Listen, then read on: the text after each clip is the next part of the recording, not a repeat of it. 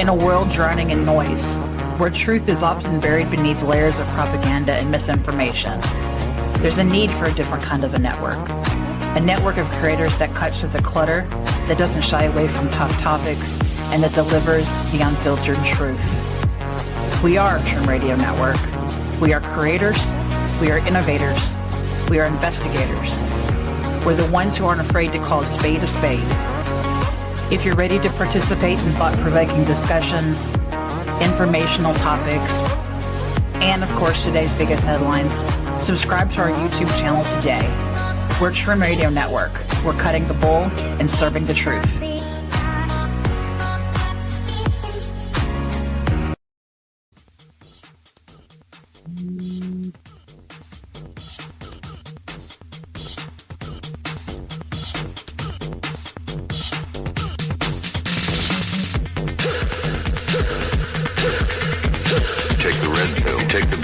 Take the red pill, take the blue pill. Take the red pill, take the blue pill, take the red pill, take the blue pill. Take the red pill, take the blue pill, take the red pill, take the blue pill. You take the red pill, and I show you how deep the rabbit hole goes.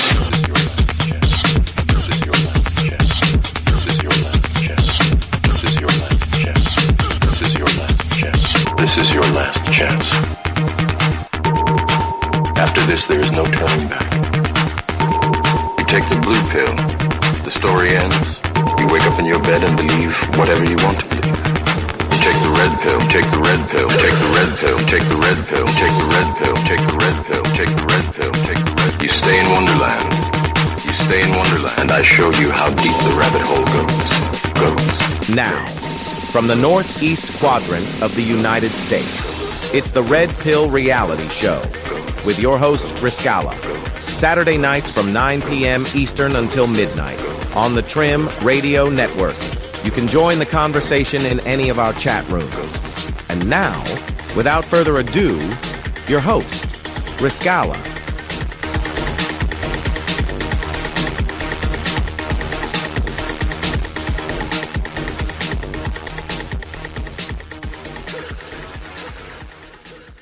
Greetings and welcome, everyone. Thank you for taking the time to allow me to share with you some of these things that I run across. Look at there. I even checked that before it went on the air. Silly thing. All right. So I don't know how many of you out there have mixed feelings or positive feelings about the war, want to support the war. We're caught between rock and a hard place. Many years ago, we used to call it the catch-22 situation. You're damned if you do, you're damned if you don't. Of course, we want to support, let me back up. I want to support our troops. Of course I do. I was once in the military.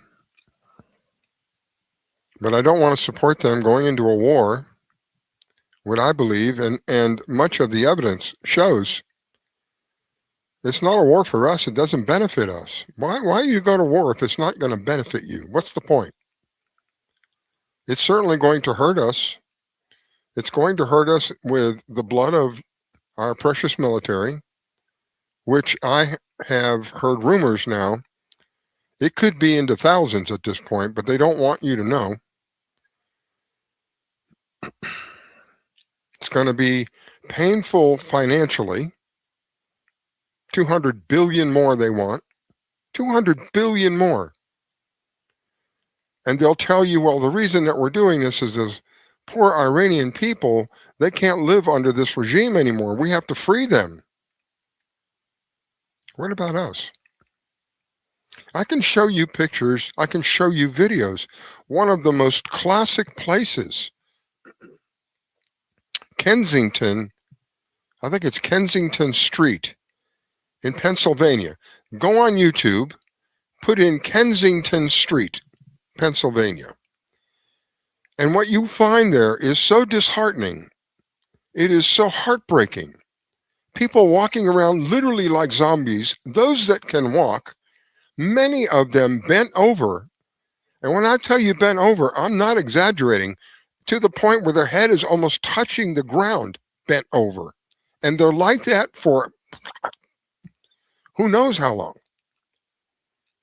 That's just one street. There are so many like that in the United States. California is saturated with them. And of course, many of these situations are located in these, quote, liberal counties, or they could be the particular city. And the lack of disciplinary action causes these things. I'll tell you, go look at the one in Pennsylvania is just heartbreaking. It's heartbreaking. Rows and rows and rows of people on the sidewalk. Some of them completely passed out. Others, like I mentioned earlier, literally bent over. Almost in the shape of a U, bent over. And they do that every day. Could you imagine what kind of life that is? Well, we have a government that's going to tell us, well, these people in Iran, mind you, if you get caught doing drugs in Iran, they kill you, okay? I think. I don't know if I know in some of the Middle Eastern, and I think in Iran as well. I'm not positive, but I know if you get caught with drugs in Iran, your behind is in big trouble. So meanwhile, they'll tell you that the people of Iran are, they want to be free. Well, they don't have the problem of drug abuse like we have here. I don't, to my knowledge, and again, I may be wrong, but to my knowledge, I don't think they have the homelessness situation like we have here. I may be wrong, but I've looked around and I don't see it. Not like we have here. Maybe there is homeless there, but if there is, it's not anything in comparison to what we have here. So what's my point in all of this? Why are we going to war? And one of my friends told me it's not a war. It's I got to go look it back up again. It's an excuse. Okay, I've got some of the comments. I have friends on Facebook now who literally have called me a jihadist, an Islamist, a communist. Why? Because I questioned.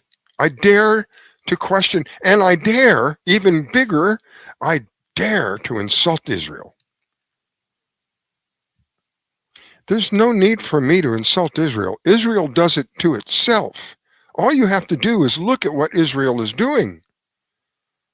They're literally killing people by the thousands and calling it self-defense. But the truth of the matter is, it is the greater Israel project, if I'm not mistaken. And what they want, and they've already started, what they want is part of Lebanon. They've already started bombing Lebanon. Now, Lebanon isn't Palestinians, you guys. Lebanon is Lebanese. Hello.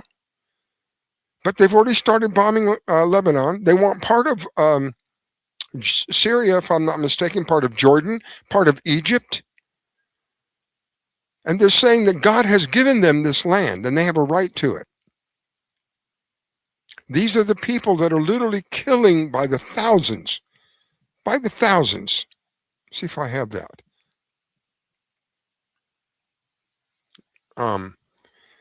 It was like 380,000 children over the years.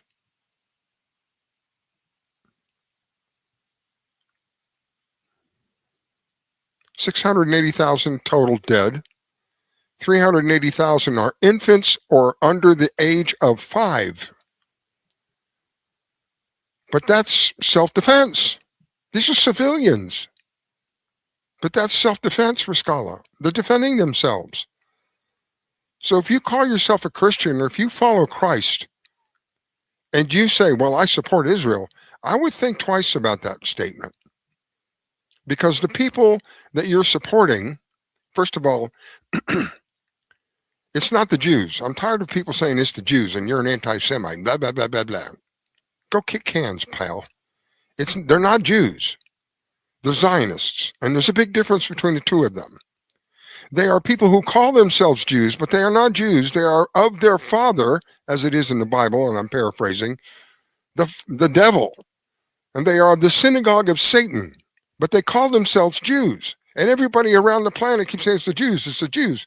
All those around the planet that are in offense to what's going on and see what is these people who call themselves Israel has done. All of those people saying it's the Jews, it's the Jews. It's not. It's not Jews. The true Jews love Christians to begin with. The true Jews want peace. The true Jews are happy with anything that they have. They're not looking to expand. They're not looking to colonize. They're not looking to overcome. They're happy with the situation that they have. But that is not what we're seeing. We're seeing Zionists in place, and these Zionists are psychopaths. And the entire world, the truth of the matter, the entire world is their enemy, including us. And I can give you a specific, clear example, many of them, but I'll give you one that is still, and it's starting to come up again now. It's called the USS Liberty. If you don't know what that is, go look it up. There's no question. After watching about the USS Liberty, after listening to all the survivors and all of their testimony, there is no question that Israel is not our friend. Not at all. They are a real enemy. The modus operandi, the motive in which to operate, the Mossad's modus operandi is war by deception, or war via deception, or war by way of deception. It's one of those, but if that's not the exact wording, I promise you it's pretty accurate. It's war by some way of deceiving somebody. So this is what we're dealing with. If you're somebody who calls yourself a Christian and you're supporting, and maybe you feel like, oh, well, the Bible says that we're supposed to support those who support Israel are blessed and those who curse Israel are cursed and blah, blah. This isn't Israel of the Bible. This is Israel man-made. This is Israel that was put in place, put in plans in 1917. And it was done over this thing called the Balfour Agreement. This was an agreement between rich people, very, very rich people. People who have enough money, more money than a country. That's how rich these people are.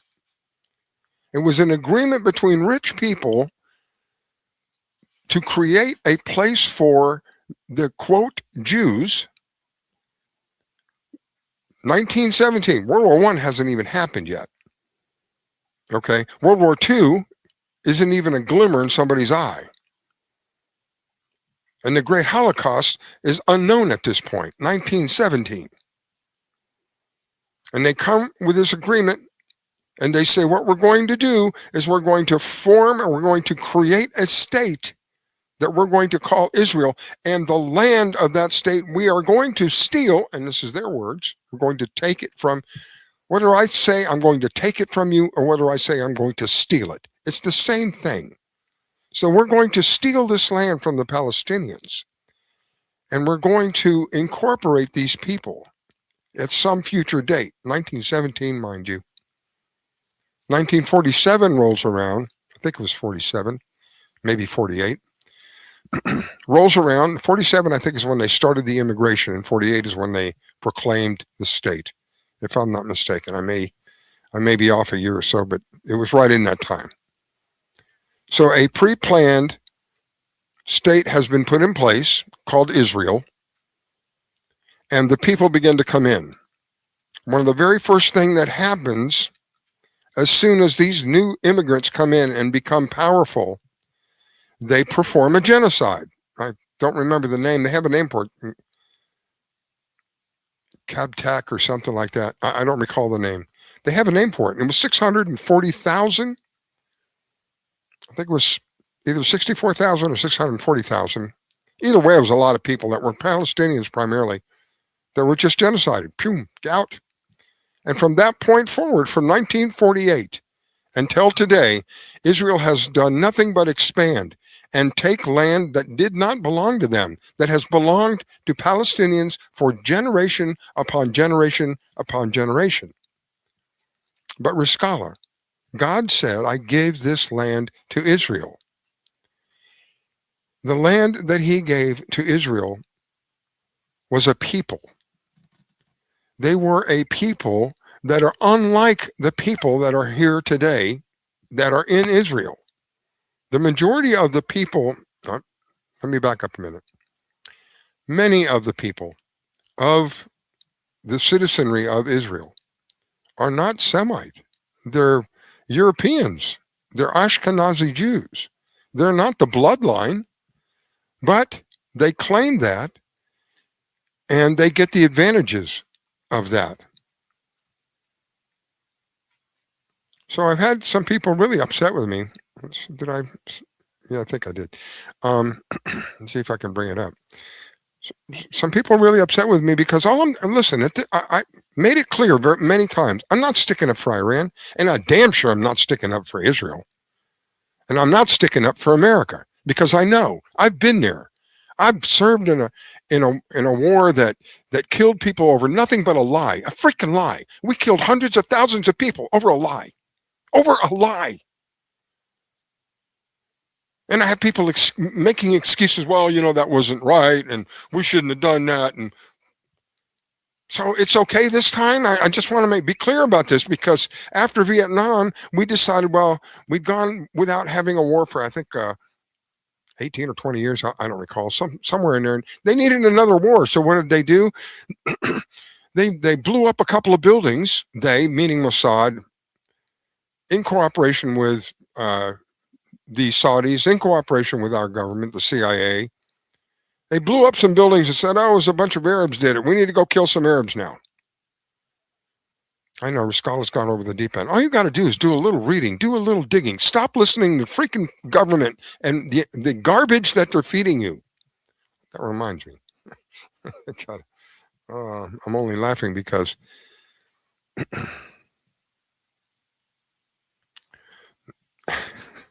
I'm not even gonna go there. Here's a question. If you're in a relationship with somebody and they have repeatedly lied to you and you find that the lying is on purpose and that the underlying reasons that they're lying to you is that they want whatever you have. They want to take it from you, whatever that might be. They have lied to you repeatedly. Are you going to trust this person now? They have told you things that you had no doubt, you had no reason to doubt what they were telling you. So you believed what they told you, and then you find out at a later date that this person just outright lied to you on purpose. And the reason was you had something that they wanted, and they wanted that. Would you trust that person? Now take that and make it countries. Because what has happened now, this is where I get called, you're a jihadist, you're a communist. And this is where I get called those names. I think I have the quote. So in 1953, I think it was, maybe off on the years a little bit, but it was around that time that we decided to overthrow a democratically elected president. And we installed, through the CIA and who knows whatever three-letter agencies are out there, we installed this man called the Shah of Iran. Now, the Shah and the United States and Israel were pals. We were business partners. And what happened as time went on, the Shah decided that didn't seem right that they only got 10% of the oil sold off of their land. He if it were my land, I would be complaining as well. 10% for what? And so he began to complain and blah, blah, blah. The short of the story is they removed him. They, meaning the Mossad, Israel, our country, the CIA, they had him removed. In the process of removal,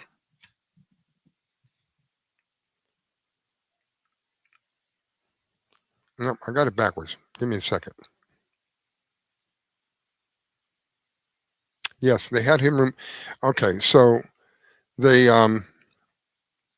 removed the original president because the reason they removed the original president was he was the one who was starting to complain about my country's only getting 10% of the oil. So they pulled him out and put in the Shah. The Shah lasted, I think, 20 some odd years or something like that. But the Shah started to get greedy. So they removed the Shah. In the process of removing the Shah, Ayatollah Khomeini moved into the vacuum. There was a power there, and all of a sudden the power's not there. That leaves a vacuum. Ayatollah Khomeini was in Britain or Italy, or he wasn't living in Iran. Got into Iran, established his threshold there, and at that point we could have stopped them if we really believed that they were a threat to us. But what has happened over the years, this man established a very strong threshold to begin with. What helped him with that was we had a president at the time, President Carter, who really didn't want to take any offensive actions against them. He attempted to make a rescue, which flopped big time. They tried to land helicopters in the desert. It just wiped out their engine and they got grounded. They really didn't make it very far. So the result was they had people of ours for about a year, I think it was, or around a year. In the process of that time, they were building up their threshold. They were making stronger and stronger and stronger. So we got our people back when Reagan comes in. You know, he tells the Ayatollah, if you don't release the people, I'm going to kick your can. You know, so they inevitably they released the people. Okay, so now you have somebody who has moved in through a vacuum, and he's already resentful to the United States and to Israel because he feels that they betrayed. He's watched them remove a democratically elected president and then remove the Shah, knowing that the Shah was their guy, their patsy, if you will, and they didn't like him and they pulled him out. So he knew that they would be after him. So what you hear today is, well, for 47 years, they've been doing this with terror. They've been financing terrorism, and they've been killing people via, their private armies and on and on and on and on. I'm not going to doubt that. I'm not going to say that it's true. I'm not going to say that it's false. I'm going to say that this is what you've been hearing for how many, those of you who are old enough, for how many decades now? Decade after decade after decade. I have shared on this show many times, Dr. Wesley Clark, and when I gave this example to one of the listeners, I got a response, well, he's a butt wipe anyway. This is what General Wesley Clark said, paraphrasing. He had paperwork that he had seen, and the paperwork said that they were going to overthrow 7 countries in 5 years. And when he asked why, the response was, I don't know, but if the only tool you have in your box is a hammer, everything else has to be a nail. So in other words, just because we can, the last country on that list was Iran. I don't have it uploaded. The last country on the list was Iran. Now, they had planned to do that in 5 years. All of the countries that they wanted to overthrow, they achieved. I don't think they achieved it in 5 years. It took longer than 5 years. The point being is they planned to overthrow countries for no real reason. They're going to come up with a reason. But they plan to overthrow countries just because they can. And then when they overthrow the country, I wonder how many people know one of the first things they did in Afghanistan, besides bombing and shooting and using up ammo so we can sell, so the government has to buy more. Other than that, one of the first things they looked for are minerals, precious minerals, rare minerals. Afghanistan has this mineral. I can't remember the name of it, but it's used in all electronics, and they have one of the largest places on Earth that has this mineral. Isn't that nice? I wonder how many people know that many of our troops were doing nothing more than guarding the poppy fields. Yeah, they were guarding the poppy fields. And the excuse was, are you ready? Make sure you're sitting down for this one. When they interviewed the colonel, that was the officer in charge, well, these people have been warring for years and years, and so we're trying to keep them from warring from each other. I'm serious. You can look this stuff up. All you got to do, and I'm going to say it again. I've said it many times, but I'll say it again. I am so grateful that you are willing to listen to me. But I'm asking you, go check it out for yourself. You don't believe everything I tell you. I've been wrong. I've been wrong on a lot of things. I don't do it on purpose, but the fact that I've been wrong. I've been wrong about Donald Trump. Unless there is something really, really amazing going on behind the scenes, I was wrong about Donald Trump. I voted for Donald Trump. Every time he ran, I voted for him. And I feel betrayed. I feel betrayed because he lied to us. I feel betrayed because he specifically said no new wars. He jumped into Venezuela, arrested the president, did it in a couple of hours from what I understand, with a span of a 24-hour period. And then he decides to go the other way. Well, listen, we got away with that. Now let's go the other way. This is the last one on the list. We got to finish this list. We're running behind. We're years and years behind. Who does this war benefit? I want you to think about that honestly. Who does this war benefit? Is it benefiting us? It's costing us. It's costing us in blood. It's costing us in money. So how could it possibly benefit us? It's benefiting Israel. And if you look around and just do a little reading with people who are willing to tell the truth, they will tell you that the reason that we're in the war is because of Israel. Israel does not want this regime in place. One of the main reasons that Israel doesn't want this regime in place is this regime is outspoken big time about the genocide that they are performing on the Palestinians. They don't like that. Just look at here. Look what's happened to us here. If you speak out against Israel here, I'll probably get cut off on YouTube. That's what's happened the last couple of times I've said anything that was negative. I'd get cut off on YouTube. I went against their community standards. What the hell kind of community standards do you have? The kind that support people who promote genocide? The kind that, what did I tell you, 680,000, right? Is that what it was? 680,000 and 680,000 people dead? This is against your community standards because I report on something like that, and 380,000 of them are children? That goes against your community standards because it goes against anything that is negative for Israel. There are people who are waking up to the fact that we don't have control of our country. I really believe this is where I've been wrong. I really believe that after all the crap that they threw at Donald Trump, I mean to tell you, truckload and truckload and truckload of feces thrown at him. And he came out shining. I said, and this guy gets in, they're not going to be able to push him around when he gets in the presidency. Wrong. I was wrong. I can only come to the conclusion that either the person that we're seeing has been compromised somehow. He's got a big family. It's possible that they said, hey, I would be careful with what I'm doing now. You have a big family. It's possible.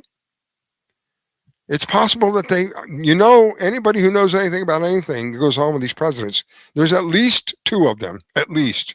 So maybe it's one of the doubles or whatever they call a clone or whatever that may be. Maybe it's one of them and he's hiding some. I heard a theory that he's in one of the mountains, hiding in one of the mountains. I don't know. All I know is the reality that affects me and everyone else around me. Because what's happening now in Iran between them and Israel and us is going to affect the entire world. It's not just there, it's the entire world. And everything was already expensive here. Before they started this insanity, everything was already expensive here. I shared with some of my friends. We have a chicken coop out back. And in December 20th, I think it was the 21st, late December, I bought chicken feed. I guess it's been about 3 weeks now. 3 weeks ago, I bought the same exact feed, same UPC number, same place, same store, same everything, 21.2% higher. But they want to convince us that inflation is under control, 4%, blah, blah, blah. That's not the reality. And when someone like me comes up and says what I just said, a lot of people frown on me. What are you frowning about? I'm telling you the truth. These are real numbers off of real purchases that I made. 21.2% in 3 months. It's gone up. And now with this insanity, with all of this oil that's burning right, left, and center, these are excuses for these corporations to jack it up again, people.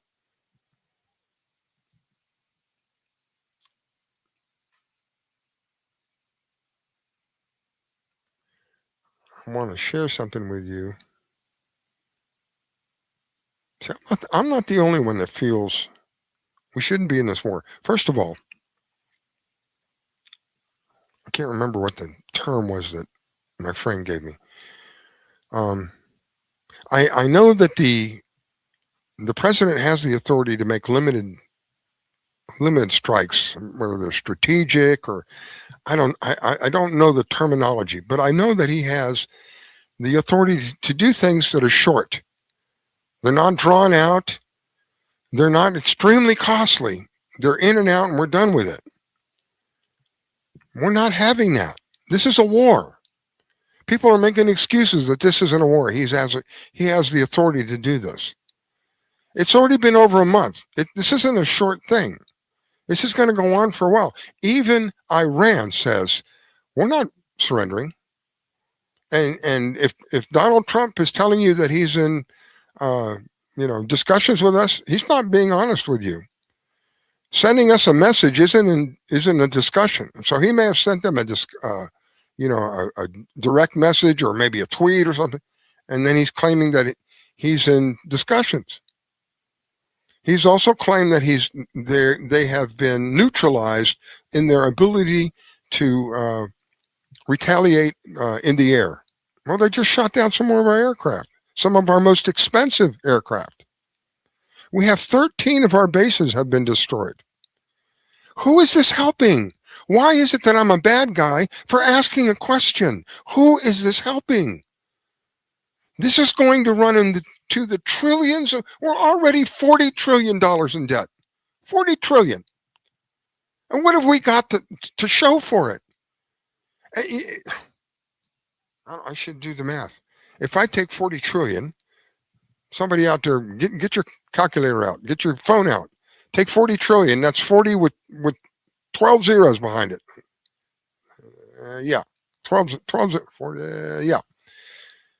40 trillion divided by 350 million. That's 350 with 6 zeros behind it.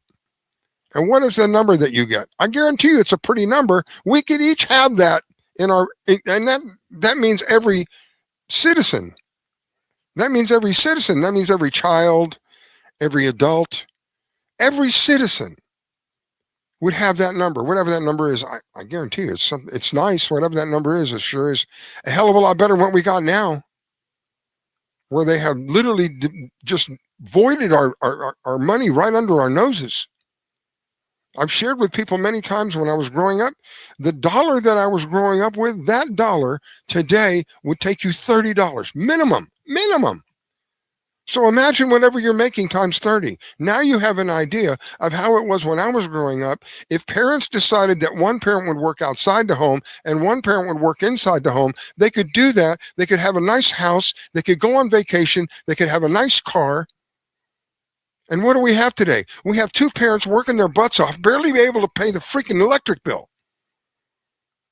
This is how they've stolen money from us. And we, the high and mighty, we're the people that are going to go in and we're going to free the Iranians. We're going to make them free. What a bunch of bull feces.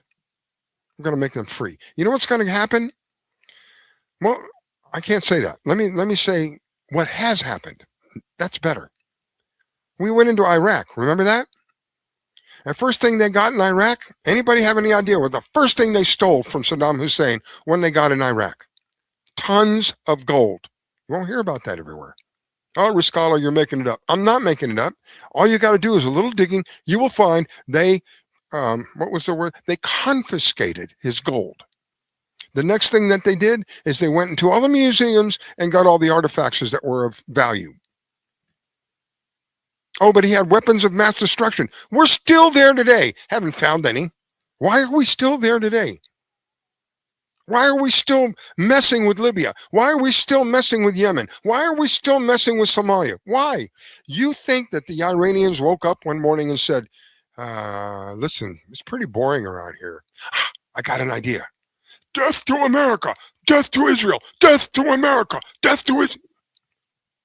Or do you think maybe, just maybe, there's a reason behind their anger and their hatred? I'm not sticking up for Iran, and I'm damn sure I'm not sticking up for Israel or us. I'm sticking up for the truth. The truth says that Iran and Israel and the U.S. were partners, and that Iran was betrayed by its other partners. That's the truth. That's where the hatred towards us comes from. But they've had 47 years of planning and killing and doing, and hiring all these. Where are you? Oh, I want to play this.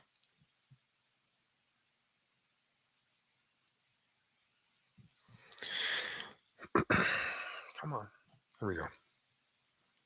October the 7th. This is a real sore spot with people. October the 7th, when these people called, quote, Hamas moved in, and they literally slaughtered people right, left, and center. Treated them worse than you would treat a rabid animal. Just literally slaughtered all these people. And they blamed it on this group called Hamas. You remember? Am I wrong? Guess what? Netanyahu was all the time helping Hamas to survive. He arranged for Hamas to receive $35 million every month from Qatar. Suitcases of money was given to Hamas under the request of Benjamin Netanyahu personally. And because the Qatarians knew him from the beginning, they were asking him to send them his requests in writing because they knew that he's going to lie in the future. He allowed more than 1 billion to be transferred to the hands of the Hamas because he believed that he can control the level of hatred. Your strategy was sustain the extremists, weaken the moderate. This exploded in our faces in the most brutal way on October 7th. So who's to blame? This is what these are the people that our president is going to war for. Because there's not a whole lot other than Lindsey Graham and a couple of the other ones, Marco Rubio, 2, 3 more. Other than them, because they make money off. They're invested in all this crap. And I come to find out that it's the 2 sons are heavily invested in the drone technology.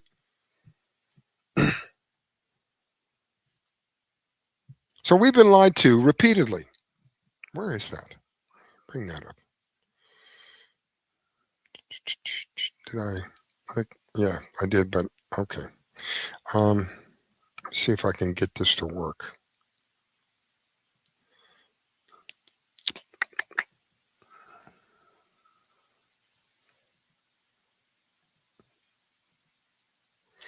Okay.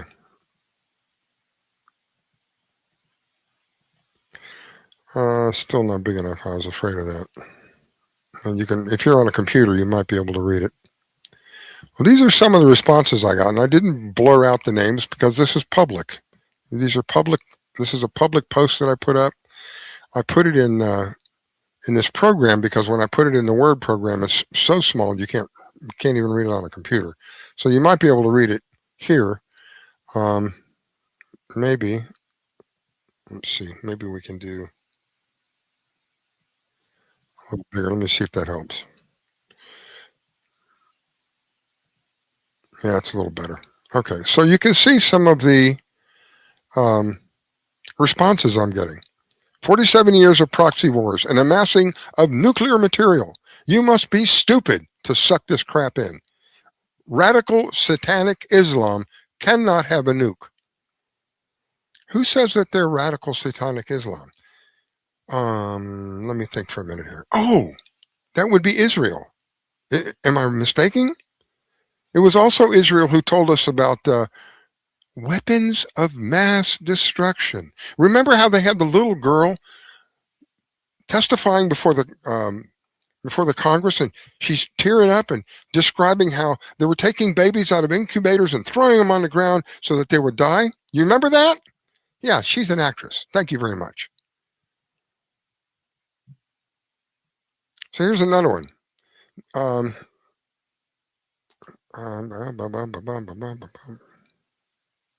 Yes. Okay.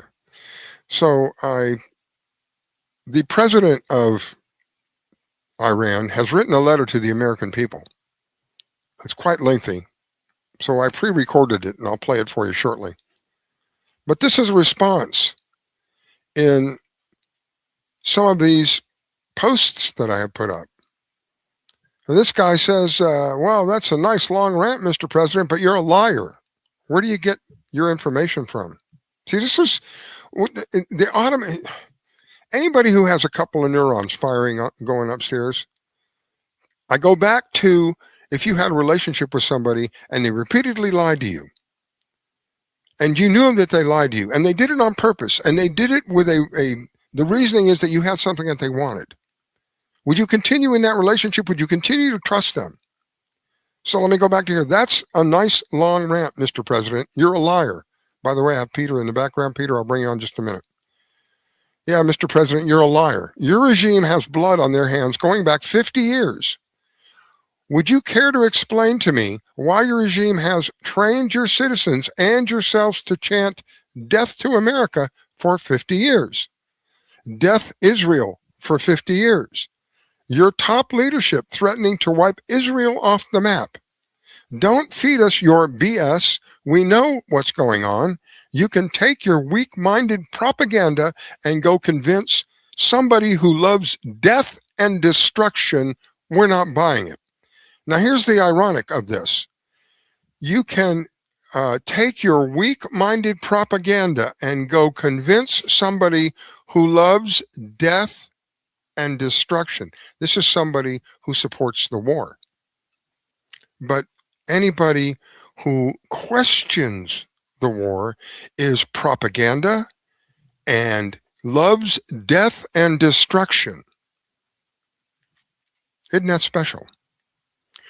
Let me move it down a little bit. Where are you?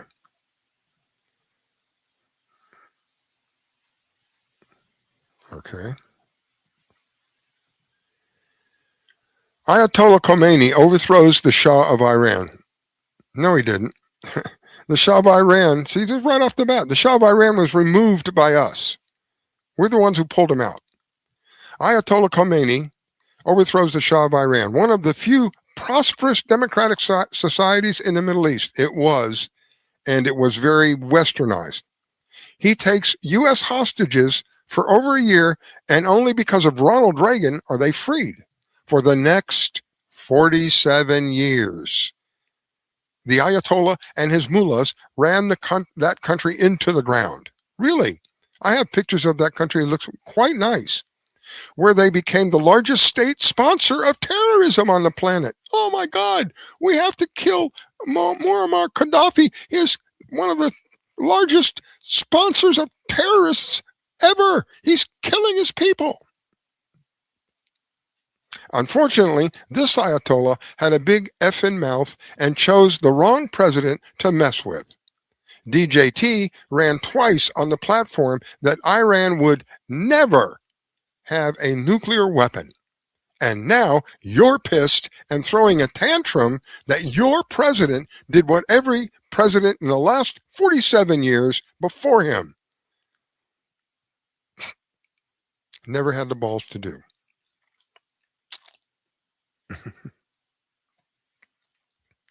These are people who are supporting the war, but they don't understand the war that they're supporting, first of all, is illegal. I'm not the only one who said that. There are many countries. This is why a lot of the countries don't want to get involved. It's illegal. This is a war. This isn't a short-term strategy of some sort. All right, Peter, I'm going to bring you on just a second. Let me finish this real quick. Just trying to show some of these.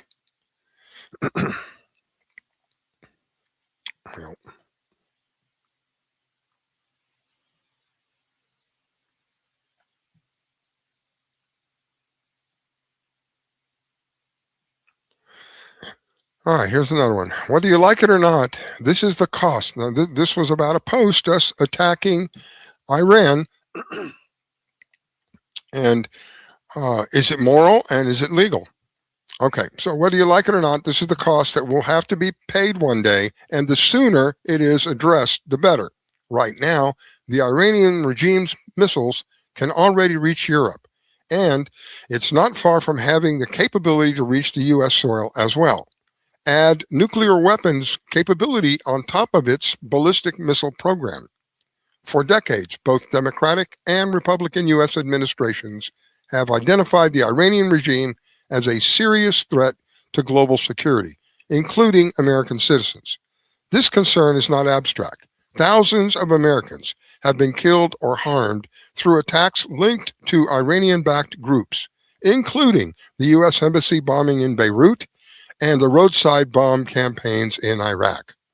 Despite this, the response has been dominated by negotiation rather than decisive action. Stronger measures like those under President Trump should have been taken earlier, when the regime was weaker and regional instability was less severe. By the way, Iranians have pursued freedom for over a century and will continue to do so with or without external support. However, U.S. involvement can reduce the cost in human lives and accelerate regional stability. Well, let me back up a minute and tell you that it might come as a shock to you, which I responded to him. The U.S. Embassy bombing in Beirut, yeah, they found out that was Mossad. Yeah. What else did he said up here? They've identified the Iranian regime as a serious threat to global security. Who's global security? Who has identified the Iranian regime as a serious threat? How much would you like to bet that if they decided to show us the evidence of that, it would be none other than Iran? All right. Let me bring Peter on. Peter. Geez, where would you like to start? So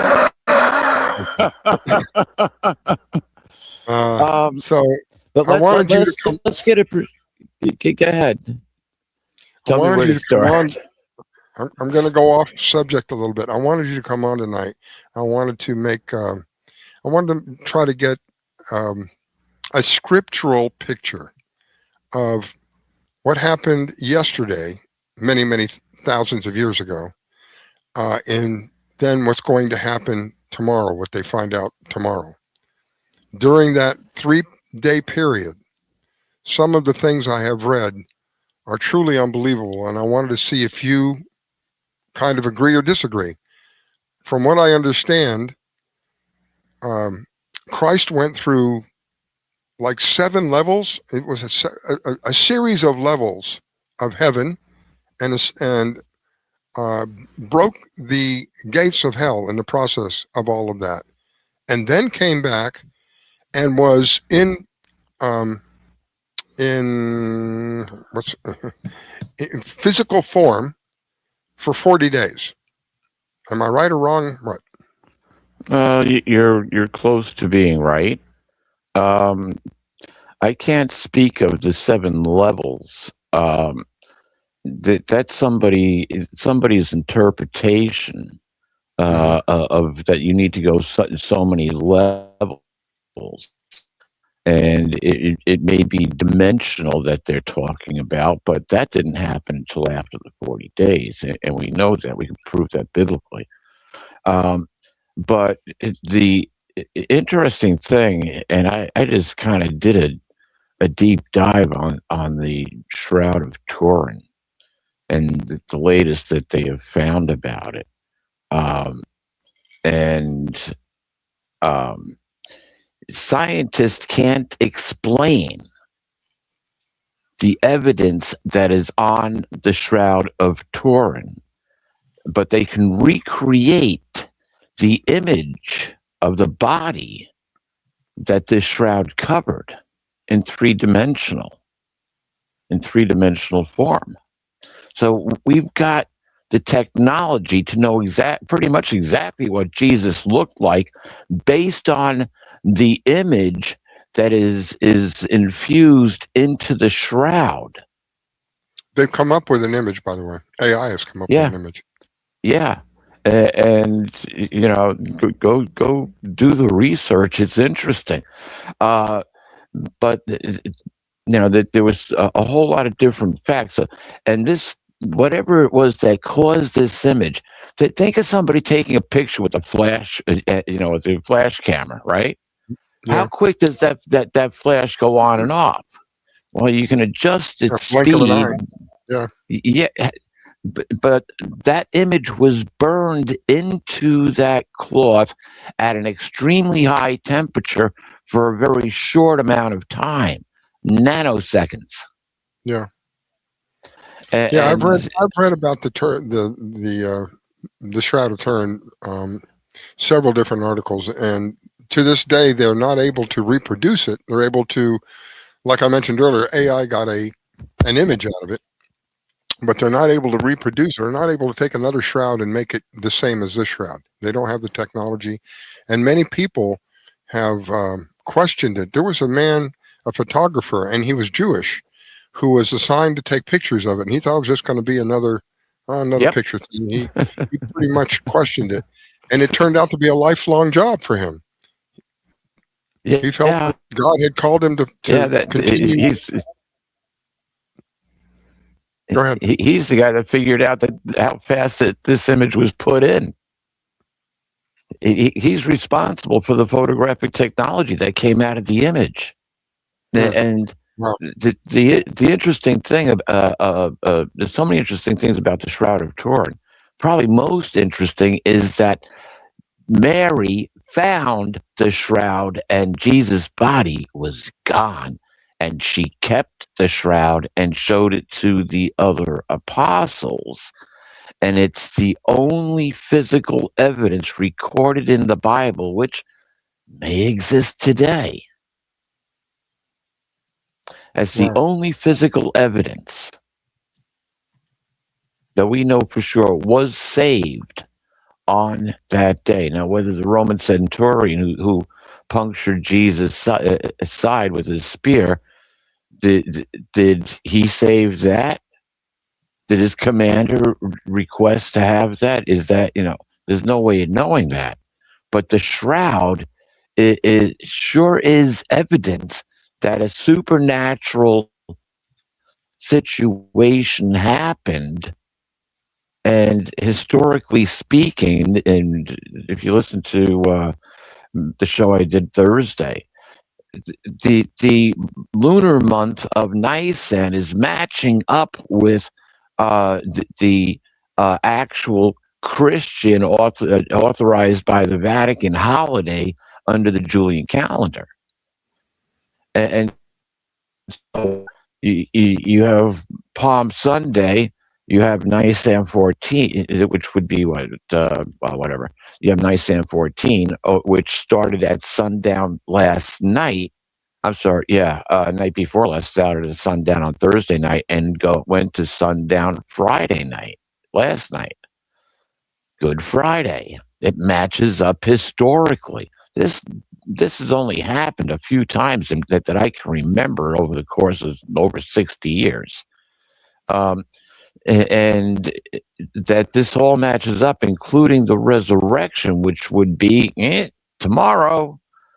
What the church has sanctioned as Easter Sunday. Now, where bunny rabbits and chicken eggs come from, that would be part of a fertility celebration. And there were lots of fertility celebrations all the way back to ancient Samaria and the Tower of Babel. Interesting. You babbling idiot, you know. But it's all in the pronunciation, tomato. And so, we have, once you really get into biblical history, a lot of this stuff is just what? And then you had the best historical record that you can find, and damn good. I wish you Godspeed trying to do it online today. 20 years ago, there was a lot of accurate information. 25 years ago, there was even more accurate information. And you didn't have the censorship that was going on. So, in the old days, online, you could scroll page after page after page. How many pages cover this subject? 143. Okay, let's start with page 1 and see if we find what we want. Now you got to dig and dig and dig. And with the censorship, who knows if you'll ever get to the accurate information. That's part of the problem with AI. Garbage in, garbage out. So that's the world we live in. What's happening right now, thousands of years ago, as he was crucified yesterday, and then he was put in the tomb yesterday. Yes. And then they rolled the stone over the entrance to the tomb, and nobody came to check on him for 3 days? Well, not quite exactly, but close. They say it was 3 days in the tomb. It's actually parts of 3 days. He was in there all day on the Sabbath. But his resurrection was found out tomorrow, almost 2,000 years ago. Okay? So, and that's when Mary came to, because he died on the Sabbath, what we could consider, back then it was the Sabbath, different calendars, but same sequence in the days of the week this year. But because he died on the Sabbath, which was a violation to begin with under Mosaic law, they couldn't prepare the body the way that it was supposed to be prepared to bury or for interment.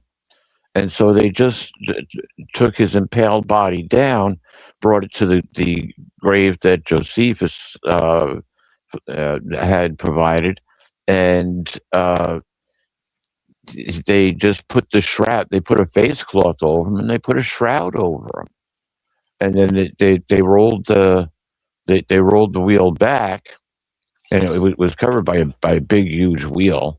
And they had stationed Roman guards to make sure that Jesus' followers couldn't come back and steal the body. And the biblical account is that an angel showed up and rolled the stone away and went inside, and boom, they were gone. So now, beam us up, Scotty. We got to go. Well, there's twofold reason why I wanted you to give your input tonight. One is, of course, it's now going to be Palm Sunday, a couple of hours from now. The other is that we have reported that the troops are being told that this is a holy war.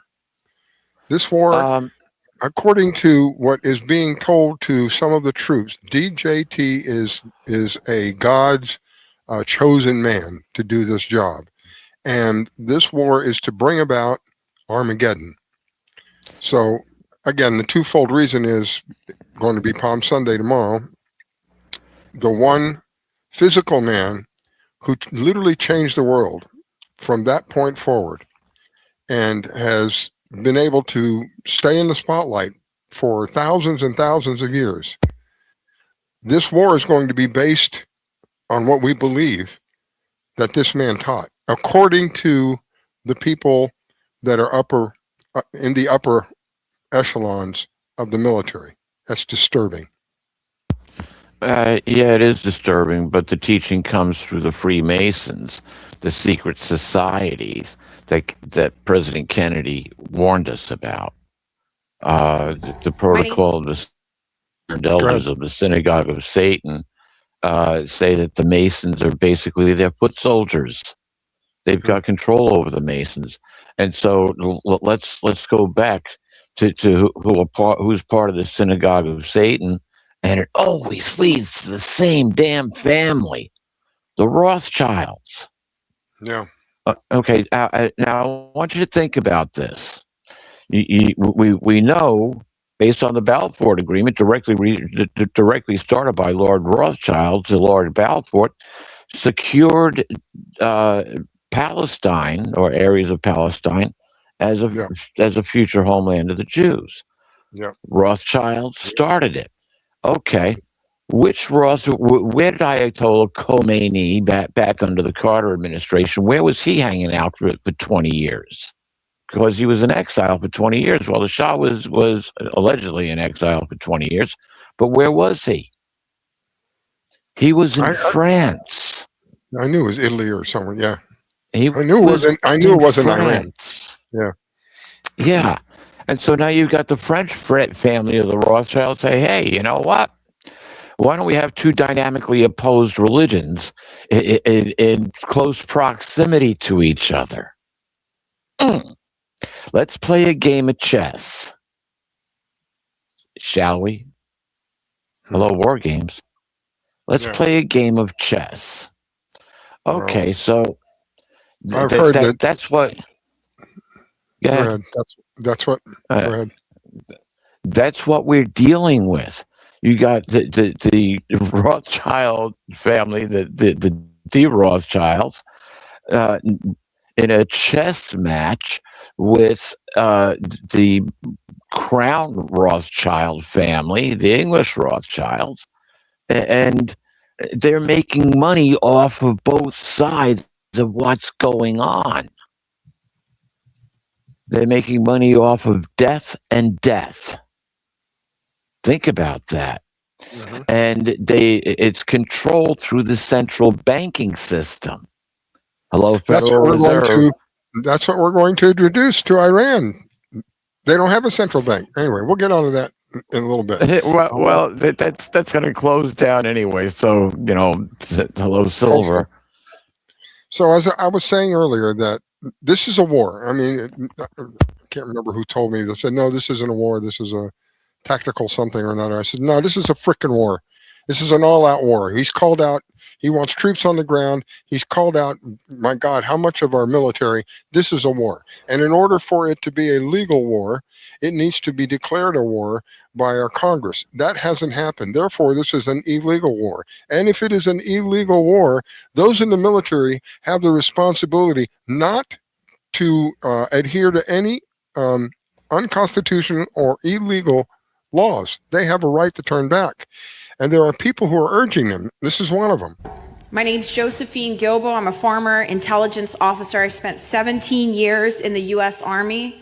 I've held assignments as an intelligence officer at the DIA, the ODNI, NSA, and DHS.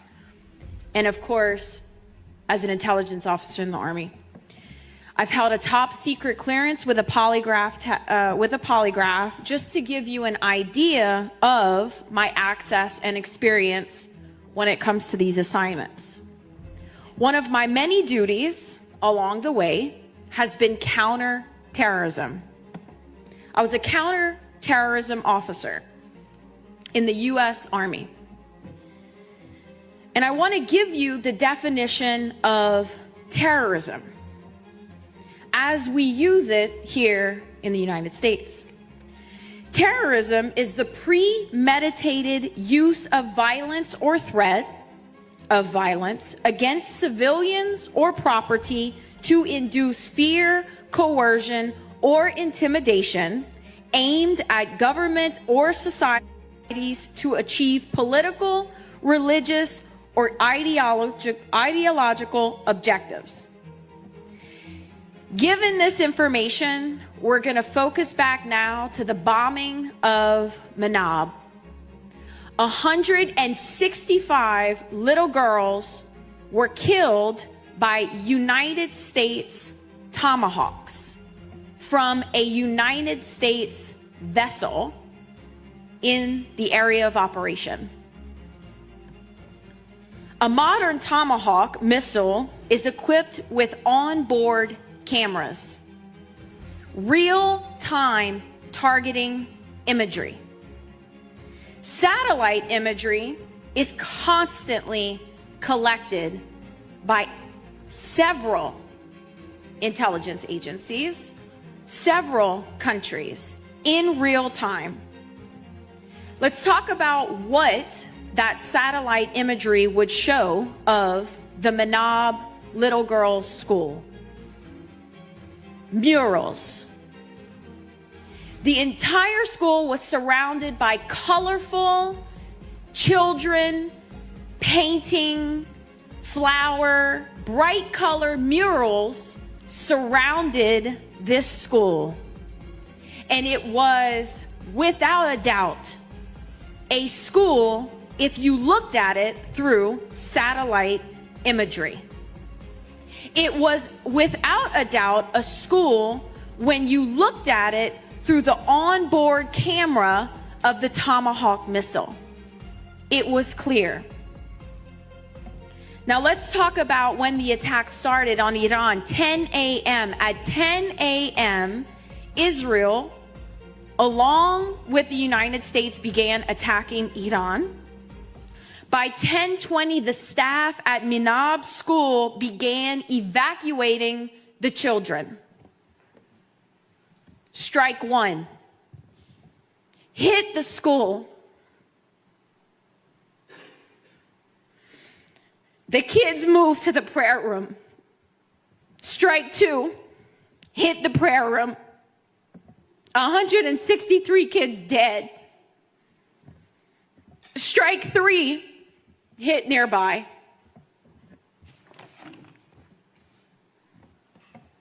Multiple sources, including intelligence reports, regional sources, and U.S. officials are required to confirm a target for the U.S. Navy and military operations to ensure accuracy and reduce errors. This is how it works. This is how it worked that day.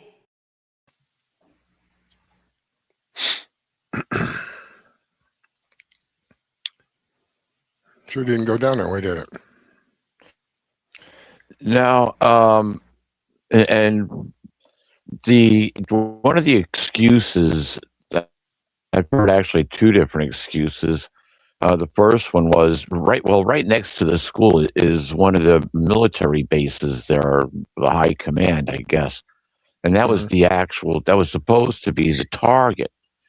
But when the GO system, the first one was that the excuse was that when they launched one of the missiles from that base there, that command center, there was a failure and it landed on the school.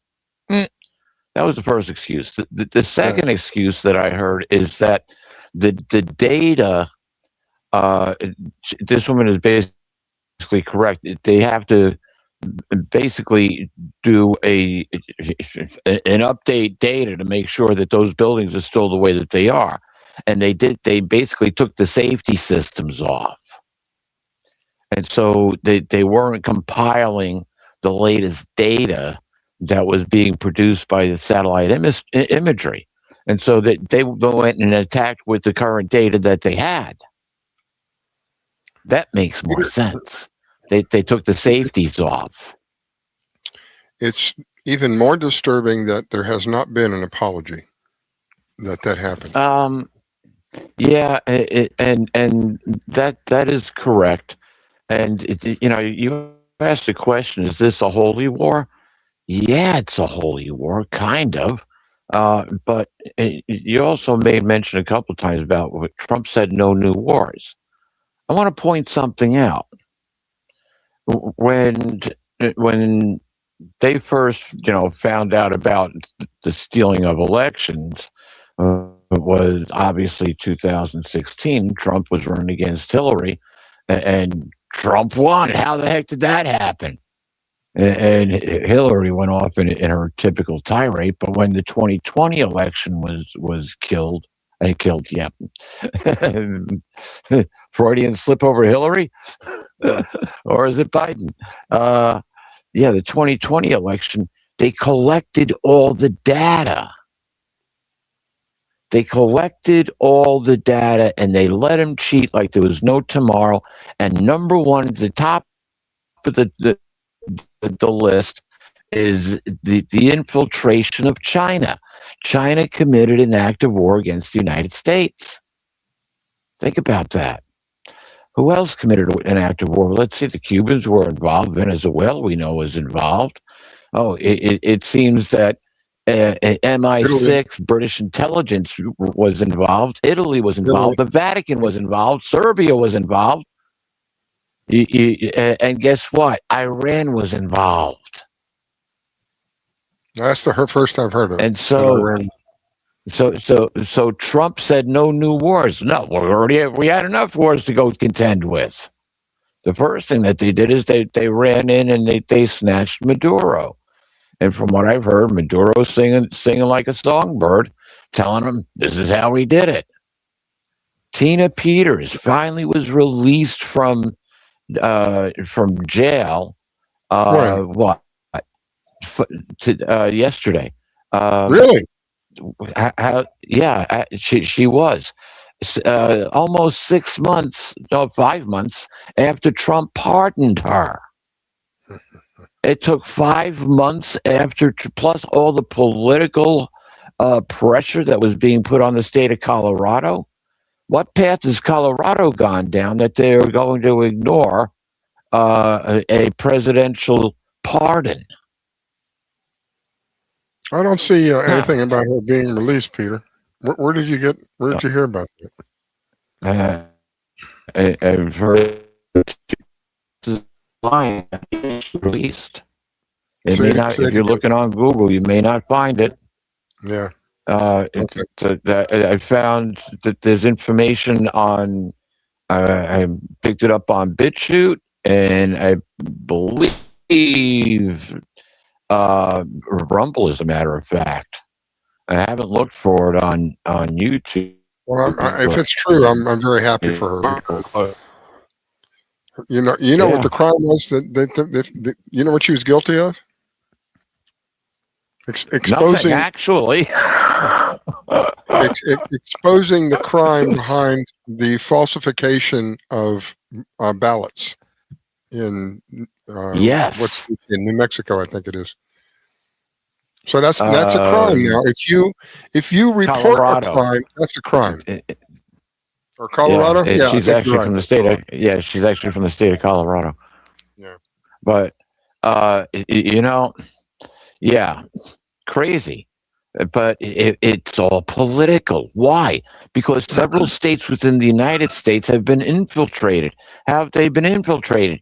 Either with money from the cartels. Oh, gee, who's the cartels working for? Oh, that's a whole nother subject. But guess what? It goes back to the same family. And then you have the Chinese influence from the CCP, the Chinese Communist Party. We're going to find out a lot about that. And so the United States is not just, going along on 8 cylinders, all fat, dumb, and happy. We're at war with over half a dozen countries. They committed an act of war against including the Vatican, because the Vatican was the one who set up the satellite transmission on the Da Vinci satellite that Italy owned.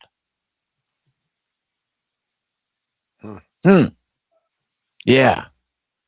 Eat my canary, will you, Trump? We'll get you. So I mentioned earlier, and you probably know what scripture it is, but I mentioned earlier about people referring to these people in Israel as Jews, which they're not. And when I'm talking about Israel now, I'm not talking about the citizens of Israel. I'm talking about the people that are running the place. Just like here, we have, and we know we have pedivores, pedophiles, human traffickers, drug traffickers. We know we have them in our government. And the fact to prove that is when the legislation was brought up to expose that, they all turned it down. So we know that we have dirties within our own government. So when when I talk about like Israel, for example, they make our government look like a walk in the park, especially when you think about Mossad and their modus operandi, which I mentioned earlier. It's war by way of deception. So their whole thing is deception. That's their motto. Yeah, that's their byline: make war by deception. And part of the deception is propaganda. And so this is what I was reading with some of these posts, these response to the posts that I put up. They don't realize that they're saying the same thing. 3 people all said, well, they've been working at it for 47 years. That's because you've been hearing that over and over and over and over to the point where now you believe it. They're upset with me because my position is just show me something, show me some evidence that this time it's different, because all the other times it's been a lie. And I've had all kinds of excuses. Well, we should, one guy said to me, well, we should have done that, blah, blah. We did. And I mentioned in the monologue, if you're in a relation with somebody and they repeatedly lie to you, and you know that they repeatedly lie to you, you find out that they've done it on purpose because they want something from you that you have. Do you continue to trust this person? Because that's what we have with Israel. They have repeatedly hurt us more than our enemies. They have stolen technology from us. They have taken patents and just completely avoided. I don't care if it's got a patent on it. We're going to make it anyway, and we're going to sell it. They have done so much harm to us. And one of the clearest examples of their hatred towards us is the USS Liberty. And again, if you don't know what that is, go look it up. You need to know what they did. On that horrible day, they attempted to sink one of our ships on purpose. And then, what did I say earlier about war by way of deception? They were going to sink that ship and blame it on the Egyptians because they were having a war between them and the Egyptians. And that way, we, instead of them having to go fight, just like now in Iran, we would end up fighting the Egyptians. But it didn't work out that way for them, thank God.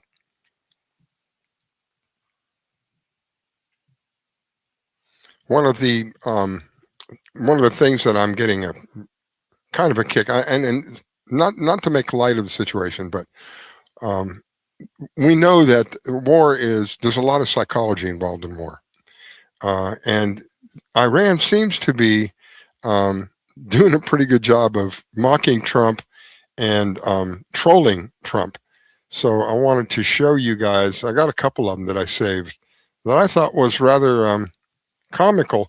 Not only are they comical, but they're actually somewhat fact-based. Let's see, which one? This one is not fact-based. This one, well, yeah, in a way, you'll get the message.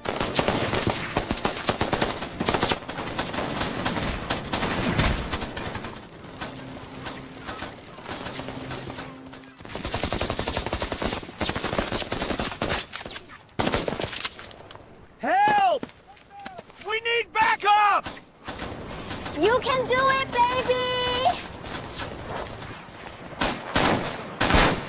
Okay, that's enough!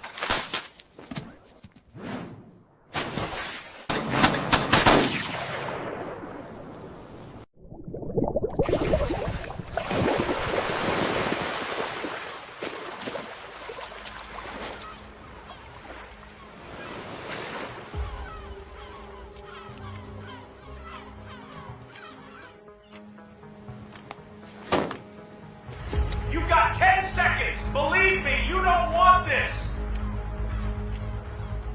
5 seconds. Very serious situation.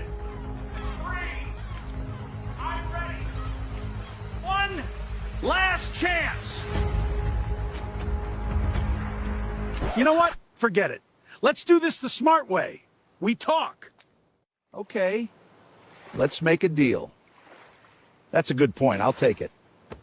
Best negotiation I had today.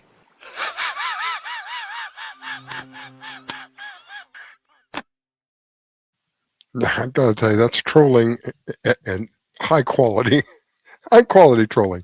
All right, Peter's back. Where you got dropped out there, Peter? Yeah, I know, but boy, I've not had this happen. One other time, several months ago, we must be burning up the airwaves. The phone said, "Battery's getting too hot, gonna shut down." So anyway, I kind of remedied that, but at least for the time being, that just threw me for a loop. But hey, do me a favor. Send Maggie a link, because just in case this thing goes down again, at least you can bring her on, and I'm sure she'd enjoy joining us. So why don't you do that? If she has the link from the last show, it's the same link. Yeah, she's not going to know to use it though. Just have to click on it. She just click on it. Yeah, right. but she doesn't. Yeah, she doesn't know to do that. I didn't know to do that. But anyway, until you educated me, thank you. But where were we? Oh, yeah, we're in a war with several countries, and the banking system is involved in all of them. Let's go back to the early 1800s. The Rothschild family gained control of the Bank of Germany, the Bank of France, and the Bank of London, pretty much all in one fell swoop. There were 5 brothers, and during the Napoleonic Wars, the Rothschild family was funding Napoleon so he could pay his soldiers and to carry on his war, mining from a gold mine that they owned in Spain. And then they started financing the English, so that the English could carry on war with Napoleon. And it was at the Battle of Waterloo that was right after the Battle of Waterloo that the Rothschild family then actually wound up controlling the crown. They controlled the Bank of London. The movie Trading Places with Dan Aykroyd and oh shucks, it slips it'll come to me.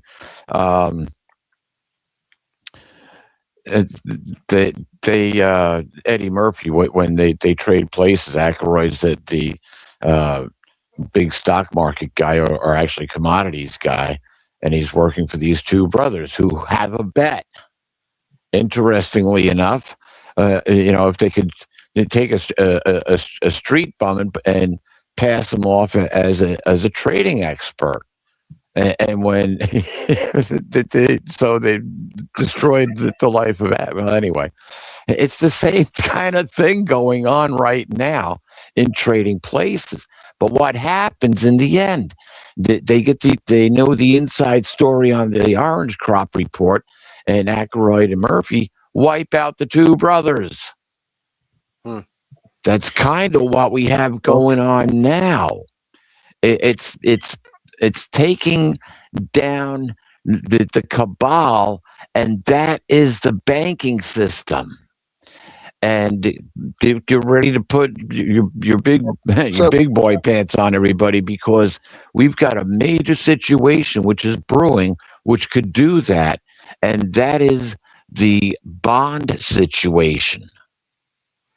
But Peter, the level that you're talking about, the average person has no idea it even exists. Nope. So Nope. Okay, but wait a minute. Nope. So, I mean, bringing it up is great so that people have an idea about it. What I think what's more important right now is, well, first of all, we understand that this is a holy weekend, right? We've got Yes. Good Friday, and then we've got Resurrection tomorrow. Tomorrow, Sunday. absolutely.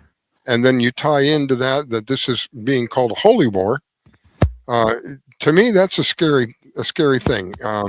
One of the a cardinal or priest or whatever, Catholic guys, basically condemned it. He said God never called you to create a war for no reason, basically unjustified. I don't remember the exact wording, but basically condemning it, saying you shouldn't have done this. This is immoral. This is wrong. You can't use God as an excuse to do this.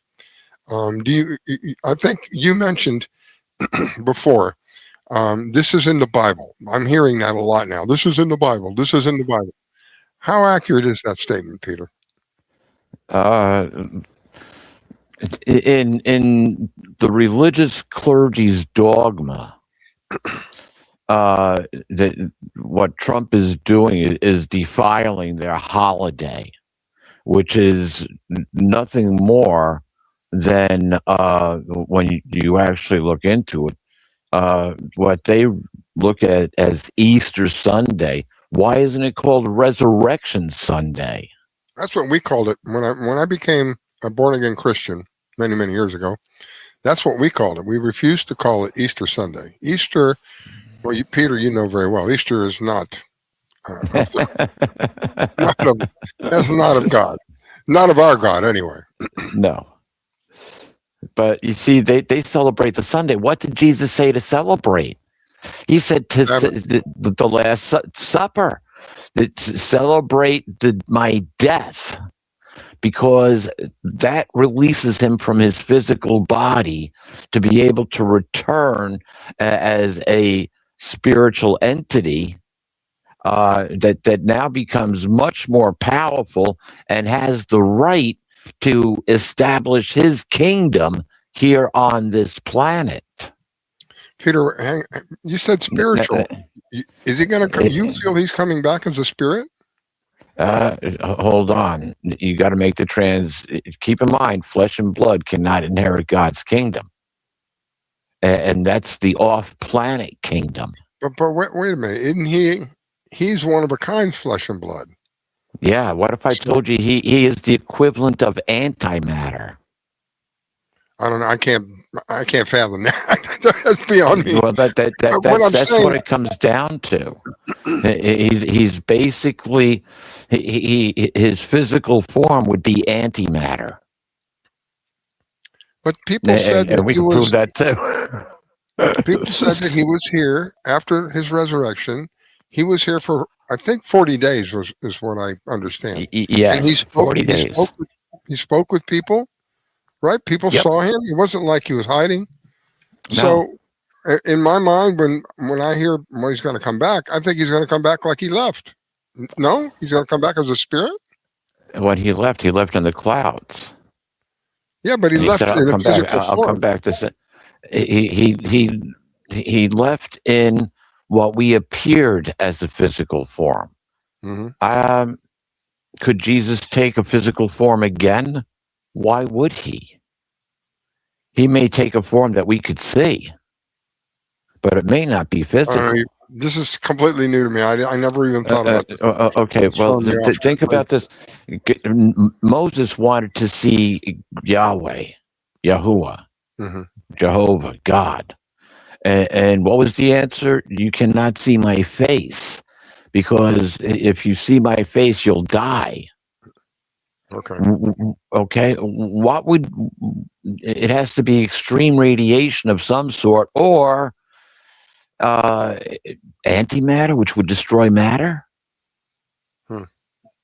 You see, you're going to have a battle with entities that are conscious antimatter. You're going to lose. I don't care what kind of munitions you use. You're going to lose. All right, I want to get back to the war now. Well, you see, this So is all part. This all ties in together. But when Jesus was on the earth, he was in the physical form of an angel. They could touch him. They could feel him. Yeah, that's what I'm saying. They listened to him. Back like that. He left like that. He come back like that. Not necessarily. That's what unique Christendom. point. I never thought about that, Peter. Really, it's a unique. I have to look into that a little bit. Anyway, yeah, I'm sure people have heard of the great Farrakhan. What they call him, the Minister Farrakhan, whatever. So Louis Farrakhan. Yeah. So I mentioned in the monologue how people call these people Jews, that they're not Jews, that they're Zionists, that they're from the synagogue of Satan. So even Farrakhan had a little bit to say about them. Now you want to know something? You're not going to be free till you get past the Jew. Y'all may not want to admit this. You don't have to. Let me say it. You just think about what I'm saying. The Jews run the American Medical Association. Talk to me. The Jews run the Dental Association. The Jews run the legal. Talk to me. The Jews run education. The Jews run Hollywood. The Jews run the movie industry. And behind the scene, the Jews run the government. That's right. Everyone in government bows to Jewish power. There are only 5.8 million people, but the president will put on his yarmulke and go to the synagogue and buck dance. You are over 30 million and he don't pay you no attention. Am I lying? Am I telling the truth? I never said I hate Jews. That's terrible. I never said that. I'm not anti-Semitic. All I said to the Jews was, you are an imposter. You're not the real people of God. I said these black people who have suffered 400 years fulfilling the scripture, I said these are the people that God is to visit and raise from a mental death. That's a theological argument. They don't want to argue with me theologically. So they really villainize this guy, and I can see why. But what I wanted to point out by playing that is, you see, he kept saying the Jews, and then at the end of that, he said they're not Jews. But what he didn't say is that they're Zionists. And you know, you're right. And I was waiting for him to come out and say that. He was talking about the Jews from the synagogue of Satan, who those from the synagogue of Satan who claim to be Jews and are not, but are lying. But when you hear Farrakhan, a lot of people, when they hear Farrakhan, right off the bat, it's like a negative connotation, right? Farrakhan, oh yeah, that guy's crazy. Well, I mean, he said some crazy stuff. He has. But then if you listen to some of the things like I just played for you, he's right on the money. He was right on the money. But instead of Jews, it's Zionists. So they are in Hollywood. They are in politics. They are in the medical industry. Yeah. They are in just about everything around us. They've surrounded us with all these. And when I say they are, what I mean is that they have a controlling power in those. And without a question, I played, I think it was last week or the week before, several video clips of people who are have close contacts to our government, and they have admitted we're occupied. We're occupied by Israel. Now, how long that's going to be, I don't know, because some of the videos I've seen, Israel is getting pummeled. Israel is being turned into Gaza. You talk about karma. I really believe that there is a universal law. There are laws that are of the universe that cannot be changed. And one of them is this law of karma, where if all you do is put out bad, inevitably that bad is going to come back to bite you. What about that, Yeah. Peter? You think? Oh yeah, and it's time for a change, and that change is coming. Now the one thing that you kind of posed a question earlier, but it wasn't exactly applicable, or I gave you a slightly different answer, but I wanted to digress. As far as this being a holy war and Trump not having the right, or it's being deceptive, they don't look at Revelation 17, well, Revelation Q, and verse Q 17, where God puts it into their hearts to carry out his every thought. No, to carry out his will, to carry out his every thought. Well, what's this all coming together for? You see, so you go back. Well, what did this eighth king? What was his assignment? What was he going to do? Destroy Babylon the Great, destroy the religious empire which has been controlling this planet. Think about it. Remove religion. Yeah. Oh, we'd have peace. And it's interesting. We are beginning to see. Okay, you got the Zionists and you got the Shiite Muslims. Let them battle it out, because the general politically is that, but they do it by war. So let them destroy each other, and then preserve the indigenous personnel. You see, they're both directly tied to the City of London, the Crown Corporation. And that's where the banks are tied into. And the City of London has to be taken out. They have to be bankrupt. The United States is bankrupt. Why not the City of London? Considering it's basically 40, their money. 40 trillion, and they want 200 more billion. That's almost a quarter trillion right there. To continue this war, and they want people to believe it's going to be a short-term thing. Okay, it's and a they're distraction. The Peter, they're bringing up the draft. You hear that? Yeah, for up to 42 now. Yeah, up to 42 on the draft, and they're also looking at those who have already served and been discharged honorably, bringing some of them back. So why would they want to do something like that unless they're building up for something really big? And if they're building up for something really big, from everything I have read and everything that I have watched, the different videos I have watched, it's going to be a slaughter, and it's not going to be in our favor. And it's not going to go well for us. I said in the monologue, who is this war benefiting? It's certainly not us. How can you say that this war is benefiting us? I've had people say, well, now we're going to nip it in the bud, Riscalla, so there'll no longer be a threat. Where did you get the information that there were a threat? You see, what we have to do is get to the next level, because you look at any war is atrocious, okay?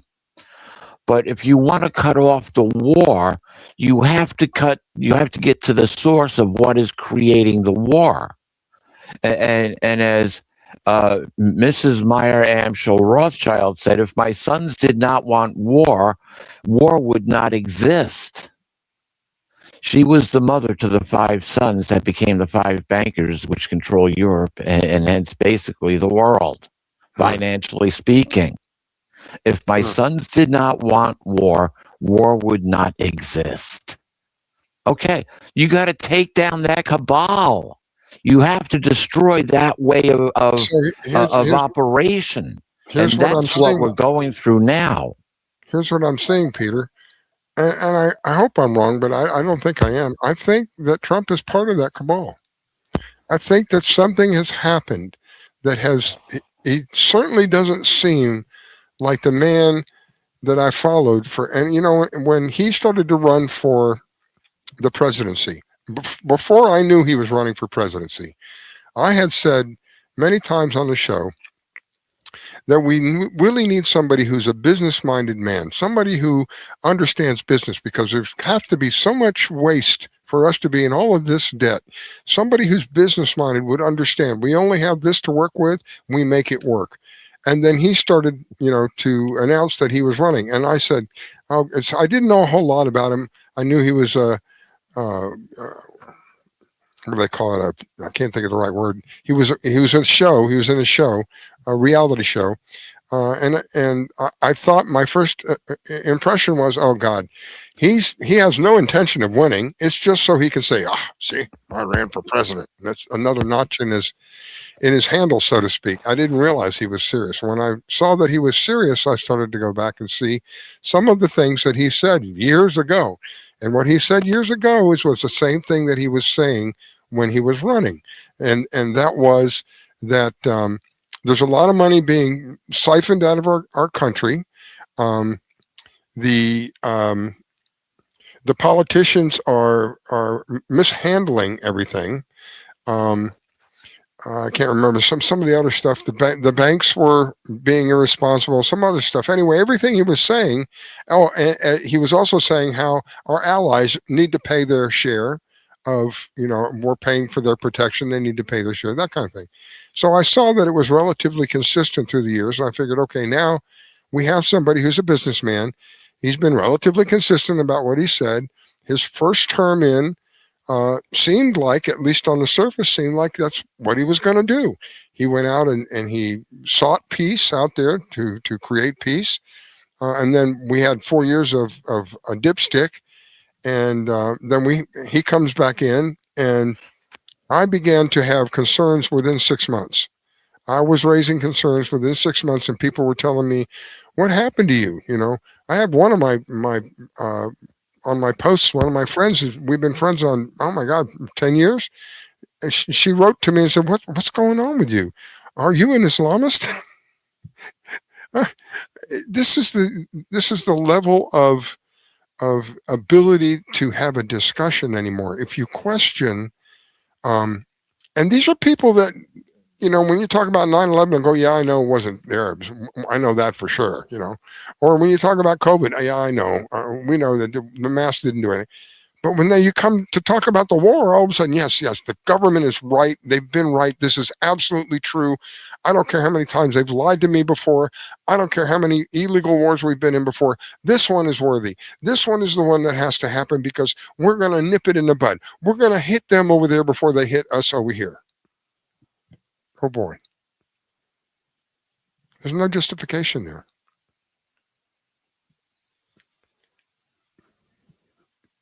I lost you, Peter.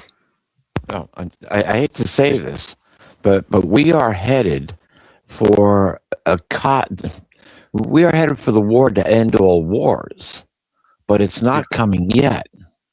We are headed for a cosmic conquest. A conquest on a cosmic level.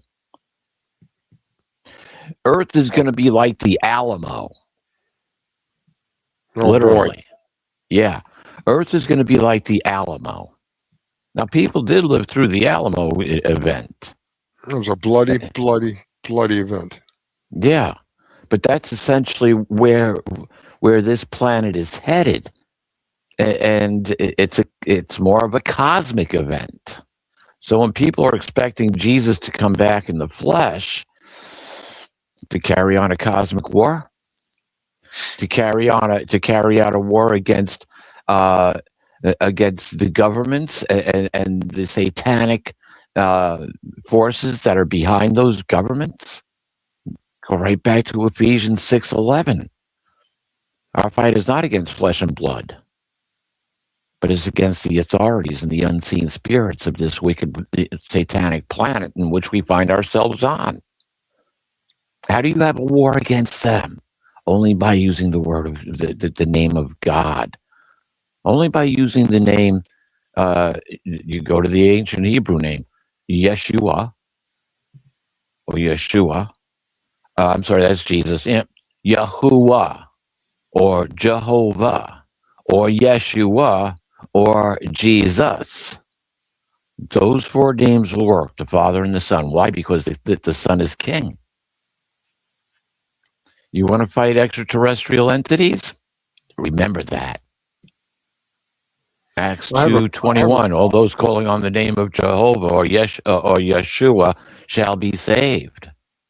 Oh, remember that too.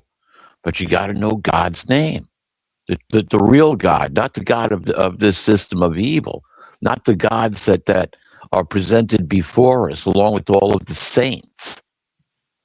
And those gods could be sports figures or entertainment figures. Hello, Beyonce, right? Yeah. So I got a short video I want to play. This kind of surprised me. I wonder how many people know this. Okay, Uncle Chris is pissed. Have you heard about House Resolution Bill 8445? It is us, the United States taxpayer, is now going to pay for the health care and retirement benefits of the Israeli soldiers. I don't know what it is that Israel has on us. I don't know how deep it goes, but we don't live in the United States of America. We live in the United States of Israel, and we are just lied to, manipulated, treated like shit, scraped every penny from our pockets. We can't afford to eat. We can't afford gas. We can't afford to go on vacation. We can't afford to get sick, but we're going to now send money to Israel.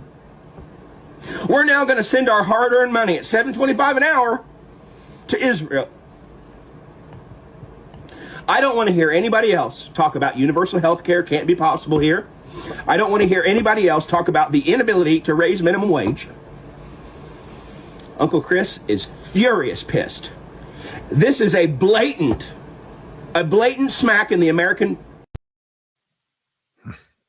Right in your face, pal. Right in your face. So we're paying, our tax dollars are going to pay Israel's military. They're buying, so it's so crazy. We give them hundreds of billions of dollars a year.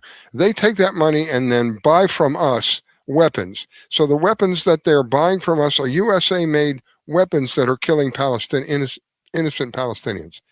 It's a vicious cycle, vicious. And then now we're going to pay for their health care. How wonderful. We have vets here that are in desperate need of health care, that are in desperate need of housing. We got money. We're going to send it anywhere but here. Sickening. Well, it's interesting, Riscalla, because a lot of people are getting pissed off with what's going on. And here's a fact. A couple of weeks ago, the Treasury Department declared the United States of America Incorporated insolvent. And this takes us back, now follow where I'm going with this. This takes us back to the bond issue. Nobody's buying U.S. bonds, which means the Federal Reserve has to buy those bonds.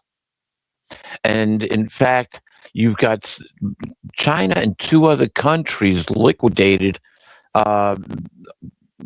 when I had last heard this within a very short amount of time, but it's just been within the last week that I heard this.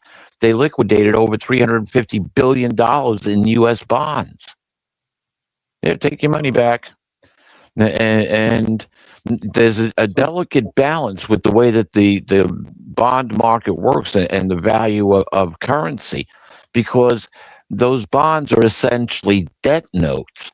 And the way the banking system is set up, it's based on debt. So the more debt you hold, the better off you are, because I got more control over you. The debt system is $4 quadrillion, over $4 quadrillion. Wait a minute. That amount of money doesn't even exist. It's all it's dots on a computer.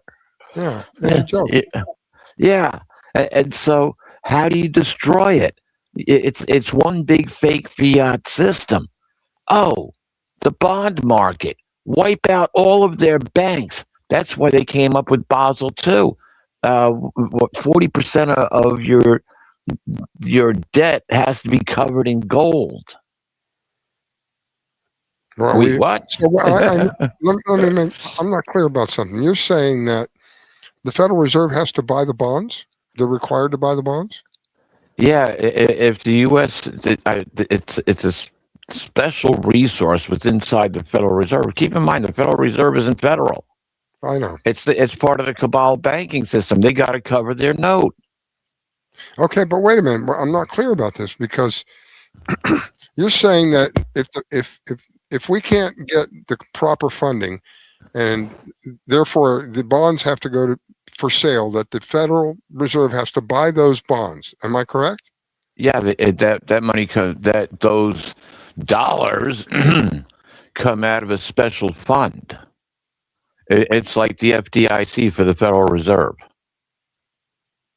Okay, but that's again, that's money that's coming from that. It's, what am I saying? They're notes. They're just going to pay it with notes, right? They're not going to pay it with certificates. Yeah, that's what bonds. It's the bond market. And the problem is, what I'm saying is they're going to buy the bonds, correct? Right. They're going to pay us with their freaking notes, Federal Reserve notes. They're not going to give us silver certificates like we used to get. So we're just back to zero. And so what do we have to do? End the Fed. We have to take what is in process is taking down the central banking system around the planet.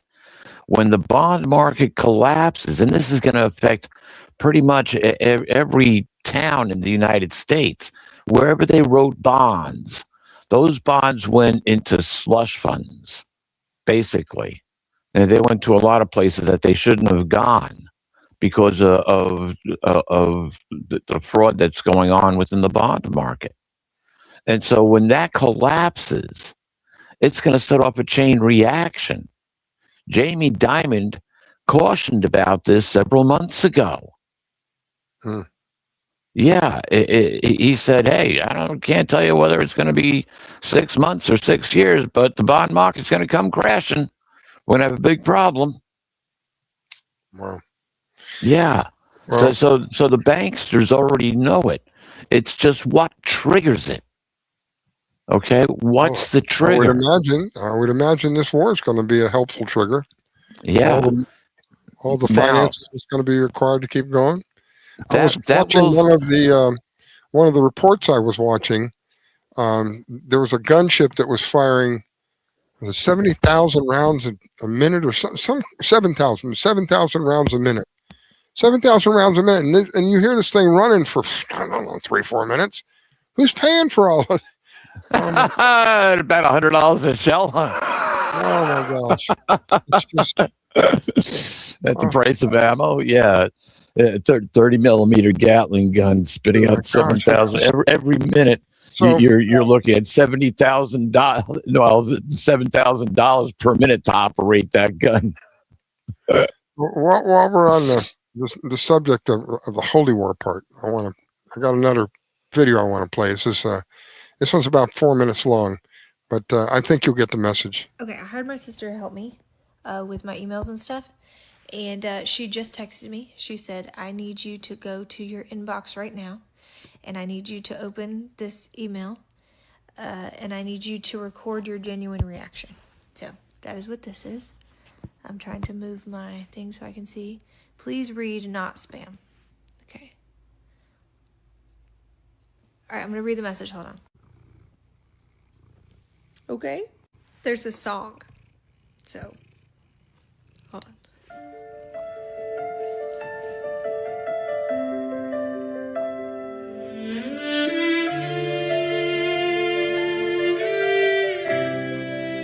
Behold my hands and my feet, that it is I myself.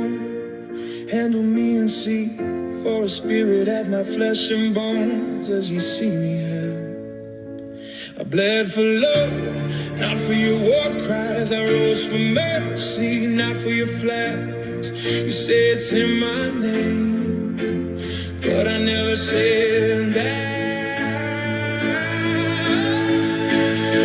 You build your towers, raise your flag so high, preach my name with a battle cry.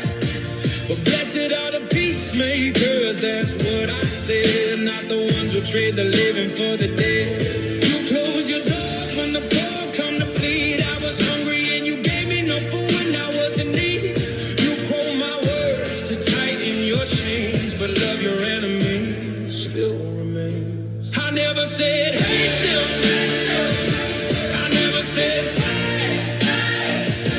I said let your light shine before all men. Bring them light if you do it for power.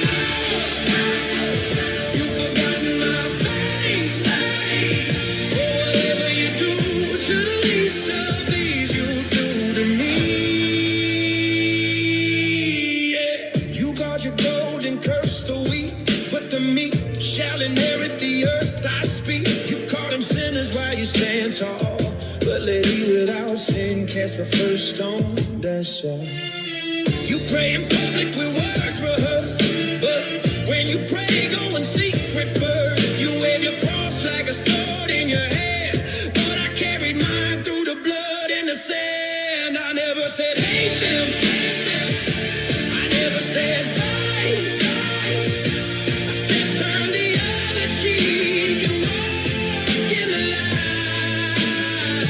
If you do it for power, you've forgotten my faith. For whatever you do to the least of these, you do in my place. The last shall be first and the first shall be last. But you built your thrones to make that pass. No one can serve two masters, I told you plain. Yet you still bow down to fortune and fame. Oh, I never said hate them, hate them. I never said fight, fight. I said love one another as I have loved you. That's right, you wear my name but not my grace. For I was the refugee you turned away, the migrant mother with no place to stay. For whatever you do to the least of these, you do to me. For I was a stranger, and you didn't take me in. What? I think that was a pretty heavy message. Absolutely. You start actually paying attention to the things that Jesus spoke about and the way that he lived his life. It's, as I said, it's not religious, it's political. He was talking about his kingdom. It's interesting. I know it's in Matthew. Matthew, the 24th chapter. I'm sorry, the 28th chapter, where he says, this good news of my kingdom will be preached to the entire inhabited earth. Okay, so we're seeing events that are going on right now, but we're going to see some pretty drastic times. And this is the black swan event that people have talked about. You have the collapse of the bond market. Hey, it has to happen to put down this cabal. And this is where, and I don't know if you remember, they were talking about the Republic of the United States of America. Yeah. That may have all of the gold that they took out of from under the Vatican. I've heard all kinds of stories about that, and they want to redistribute it and blah blah blah blah. I've lost faith in all of that, Peter. I tell you, because of so many lies and so much deceit.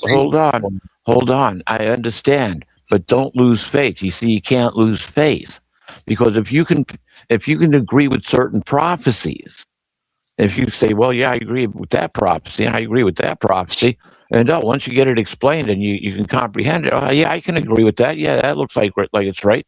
Well, what about the prophecy that says, whenever it is that the nations declare peace and security, what has to happen for us to get to the point of peace and security?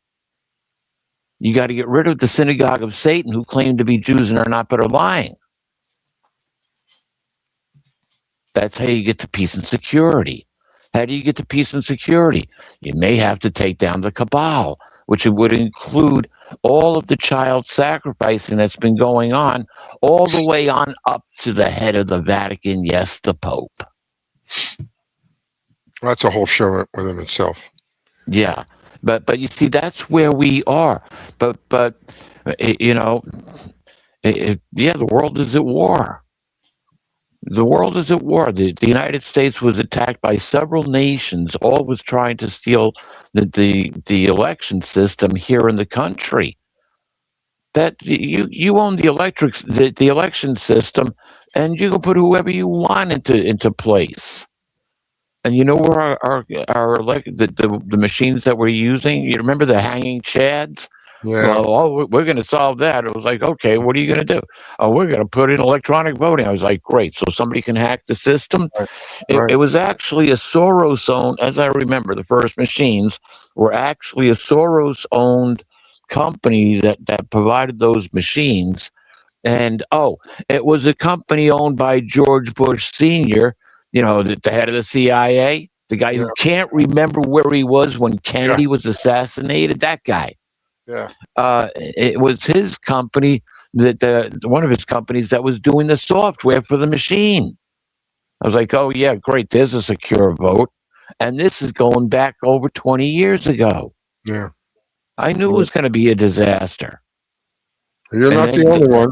You're not the only one. Watch. At the beginning of this war, Donald Trump said this was a full regime change war and called for the people to rise up and overthrow their government. And the people did rise up, Pierce, in support of their martyr Ayatollah and in support of this regime. I know you saw some of those aerial shots. There must have been hundreds of thousands of people out in the streets in Tehran, in the most liberal part of the country, supporting the regime. So I'm sorry, at this point, this just looks like a catastrophe. And the best we can hope for at this point is that it only ends up killing like 10,000 people, and it only ends up costing tens of billions of dollars rather than the 200 that Secretary Hegseth has asked for. And this all relies on two major factors. Think about this, Pierce. It's not just that Donald Trump has to call it quit and declare victory or whatever, but Israel, Pierce, we all know they want the regime change here. In the 12-day war and in this war already, they've hit targets after Trump has clearly asked them not to. Who's to say they don't continue doing that? And it begs a real question of how we get out of this quagmire. Yeah. How are we going to get out of it? It's going to be costly. I said before on this show a couple of times now, who benefits? Who's going to benefit from all this? Certainly not us. We're not getting anything. If anything, we're going deeper into debt. $40 trillion. Hey, what's another couple of $100 billion? What's another $250 billion? Just on one thing. Just on one thing. Whose money is it? It goes back to the Rothschilds who are funding it. With funny money. Wait a minute. If this is all fiat money, do we really owe any interest on debt? There's a legitimate question. I find the Rothschilds were financially, what am I trying to say? Financial supporters of Trump when he was going bankrupt. They were the bank. That was the bank that he went to and said, I'm going to be, I don't know. He gave him some spiel and they gave him money. I don't know. I don't know this deal behind it, but yeah, he went to them.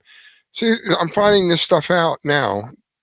And it's not looking good. Not looking good. Riscalla, Trump went bankrupt so many times. And why is he still successful if he went bankrupt so many times?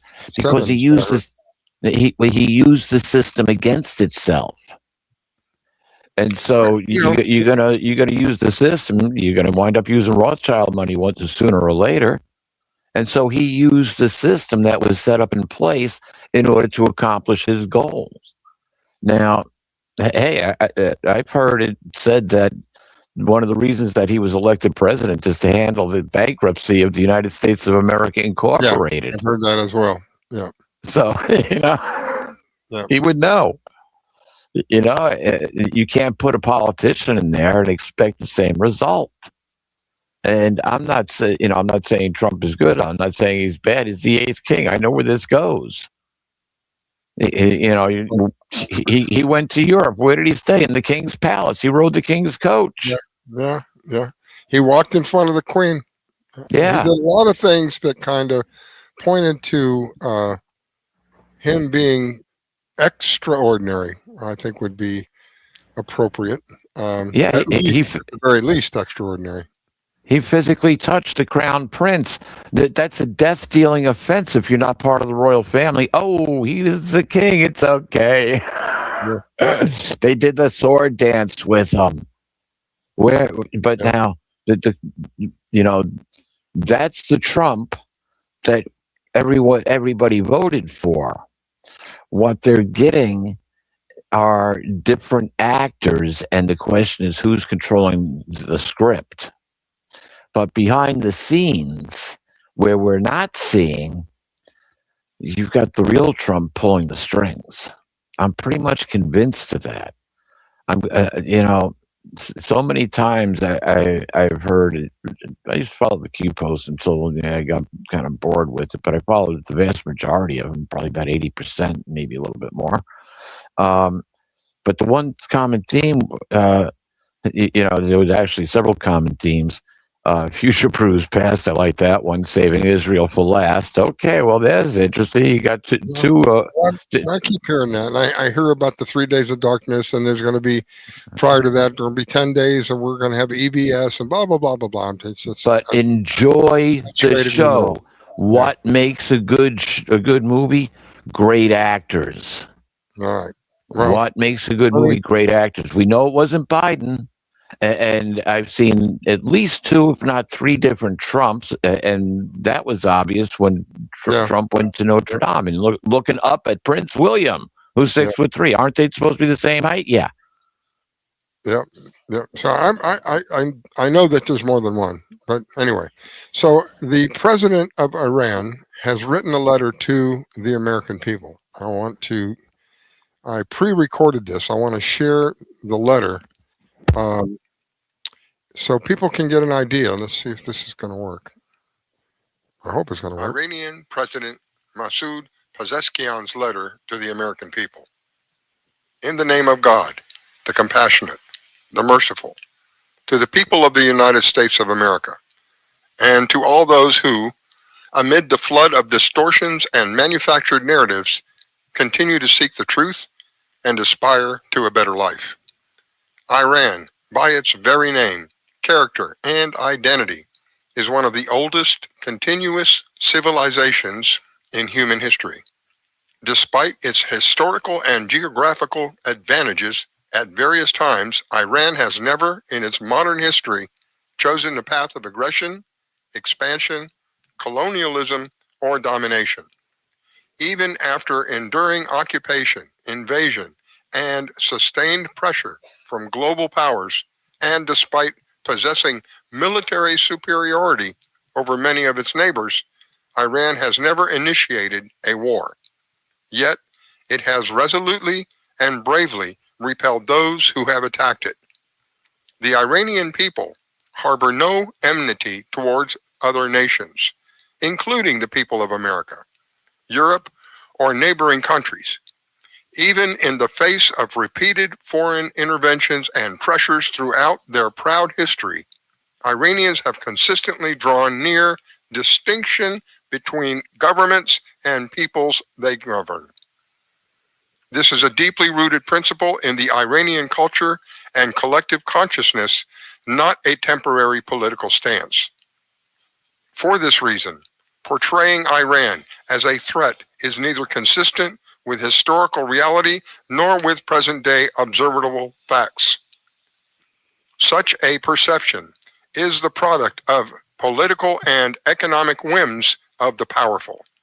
The need to manufacture an enemy in order to justify pressure, maintain military dominance, sustain the arms industry, and control strategic markets. In such an environment, if a threat does not exist, it is then invented.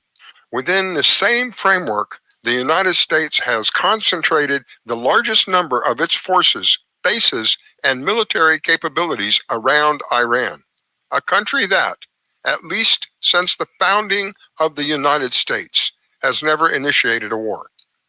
Recent American aggressions, launched from these very bases, have demonstrated how threatening such a military presence truly is.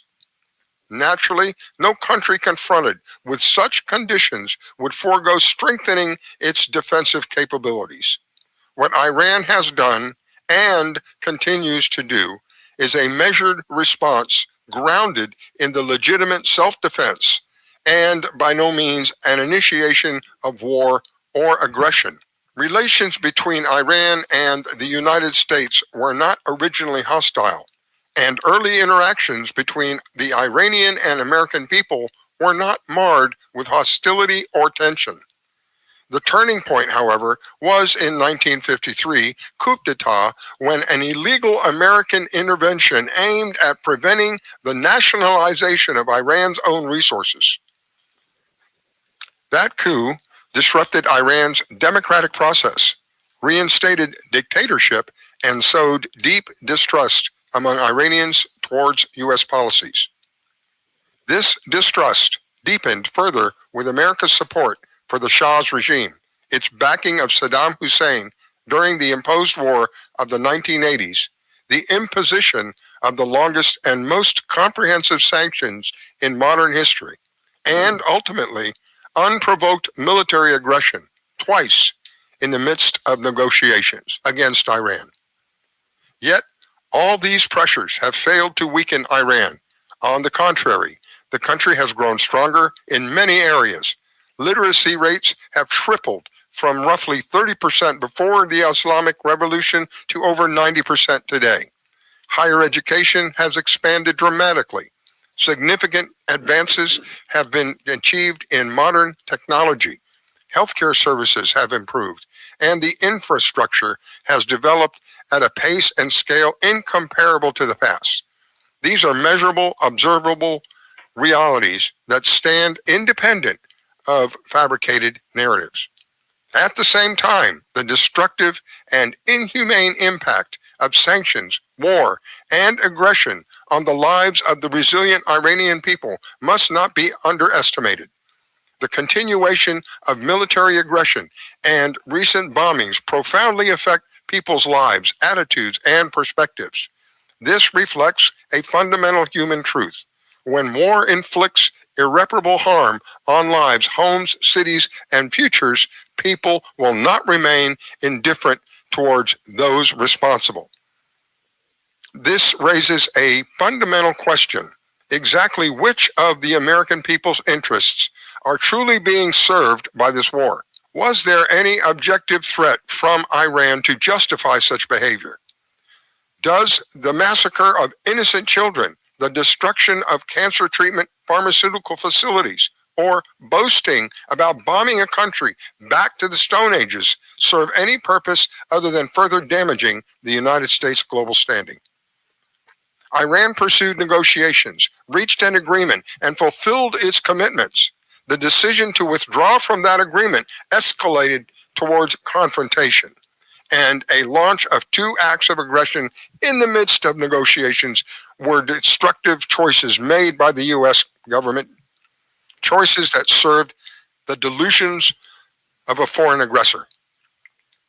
Attacking Iran's vital infrastructure, including energy and industrial facilities, directly targets the Iranian people. Beyond constituting a war crime, such actions carry consequences that extend far beyond Iran's borders.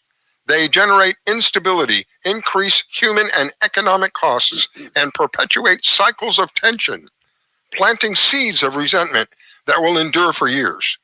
This is not a demonstration of strength. It is a sign of strategic bewilderment and an inability to achieve sustainable solution. Is it not also the case that America has entered this aggression as proxy for Israel, influenced and manipulated by that regime? Is it not true that Israel, by manufacturing an Iranian threat, seeks to divert global attention away from its crimes towards the Palestinians? Is it not evident that Israel now aims to fight Iran to the last American soldier and the last American taxpayer, dollar shifting the burden of its delusions to Iran, the region, and the United States itself in pursuit of illegitimate interests? Is America First truly among the priorities of the U.S. government today? I invite you to look beyond the machinery of misinformation and integral part of aggression, and instead speak with those who have visited Iran. Observe the many accomplished Iranian immigrants educated in Iran who now teach and conduct research at the world's most prestigious universities or contribute to the most advanced technology firms in the West. Do these realities align with the distortions that you are being told about Iran and its people? Today, the world stands at crossroads. Continuing along the path of confrontation is more costly and futile than ever before. The choice between confrontation and engagement is both real and consequential. Its outcome will shape the future for generations to come. Throughout its millennia of proud history, Iran has outlasted many aggressors. All that remains of them are tarnished names in history, while Iran endures, resilient, dignified, and proud. So you can get an idea. The problem isn't actually the Iranian people by any means. That's kind of another story, though. But that's what I said earlier. It's when I was doing the monologue, I was saying, when I'm talking about Israel or I'm talking about Iran or us, I'm not talking about the people themselves. I'm talking about the administrations who are totally corrupt. Yes. We have Maggie in the stage, by the way. I just want to say this one. How are you, Maggie? Glad you could join us. I just want to mention this one thing, and then I'll let Maggie take the floor here. Dry up the money, okay? There's more that's going on with Iran than what meets the eye, and the issue is, I mean, think about all the other Islamic states. Why haven't they joined Iran? Because they are a different brand of Islam. Well, not so much thought that it goes back to an internal Islamic war that was started by cousins. They're two different. It's kind of like the Catholics and the Protestants. Okay, yeah, they're both Christians, but that they're vastly different in a lot of things. That the issue is that you have the Shiites, in which you get Sharia law, which is their equivalent of the Noahide law, and they both want to impose that on the whole earth and kill the infidels. Yeah. Wait a minute. How many Islamic groups do we have here in the United States? Oh, how many of them practice Sharia law? Uh-oh. Yeah, they've tried, but I don't think they're going to get very far. Anyway, Texas outlawed it. Anyway, yes, absolutely. Let me get Maggie here. Maggie, welcome to the Red Pill Reality Show. How are you, my dear? I'm fine, thank you, Mr. Risk. How are you doing this evening? Hello, Peter. Hi, Maggie. Glad to have you with us. Thank you. So we've been going back and forth over several subjects tonight, but the two main was being holy. This is a holy weekend. And then people within the military claiming that this is going to be a holy war. And then, of course, the outtake of all of that, how all of that is related to what's happening today. Kind of scary to me that they would call this a holy war. And I've had people say, well, this is in the Bible. This is the time. It's in the Bible. So I kind of take it with a grain of salt. How do you take it? Well, we have a holy war going on in our country as far as the That's Muslims true. are concerned. And so when I look at it from the home front, I think that's absolutely the case. And biblically speaking, yes and no. I think it's just like anything else. You can't believe anything that you hear in the mainstream media. It's all, no pun intended, but trumped up. Yeah. And Peter made a very valid point with the two factions in the Middle East. So there's a lot going on, you know. Anytime innocent children are killed, it's a crime. It should not be. Yeah. And his point with the pharmaceutical labs and all of that, I absolutely concur. And part of me legitimately thinks that, and when I say legitimately, because there are a lot of experts out there that would tend to agree with me, this war was started to take the direction away from the Epstein files not getting put out there. Yeah. So there's that. But there's also historically a lot of stuff that's going on under the ground in Iran, and Peter could probably speak a little bit better about that. But that is the area that was one of the focal points in the Bible and we have things that are buried there that could be of great value to us both historically, to prove the Bible, but historically as far as different figures that were in the Bible and entities that were in the Bible and things like that. So it's a strategic point, you know. So I think that in no case should we be starting a war for no reason. I don't think we'll ever be told the truth as to what's really going on behind the scenes, but my gut tells me, and most of the experts agree, that this most recent transgression into Iran was nothing more than a diversionary tactic to take people away, their attention away from the Epstein files. Yep. You know, do the bad, you know, people that want to kill all of us need to be kept at bay? Absolutely and positively. Were they causing a legitimate threat at the time to where it needed to be done at that time? I don't think so. I don't think so. Well, you know, we had Joe Kent. He resigned, said he couldn't, with good conscience, continue in his position because of what he saw, and he saw no credible threat. Yeah. And I think he's the only guy that had the courage to tell the truth and then walk away. People, you know, and I got to give him a lot called of him a credit for that. traitor. Can you believe that? People referred to him as I don't believe traitor. that. No, I don't believe that. I don't believe that. I think he was talking the truth. Yeah. And, you know, and he was targeted as a result. And there's two more people, and I can't think of who it was, but two more people came up in the intelligence industry saying that there was no credible evidence that they were a threat. And so we went from, originally it was, well, we got to make the people free. You know, Trump was saying, well, I just want the people of Iran to be free. Okay, so that didn't go over very well. Then it was regime change, right? Now we have to have a regime change. You know, blah, blah. Now it's they can't have nuclear weapons. They cannot have nuclear weapons. Wow. Listen, they have done tremendous damage. They've destroyed 13 of our bases. They have made parts of Tel Aviv look like Gaza. They had and do have the ability to do damage. Why did they wait until now? It could be because your sorry ass decided to bomb them. Maybe. Yeah.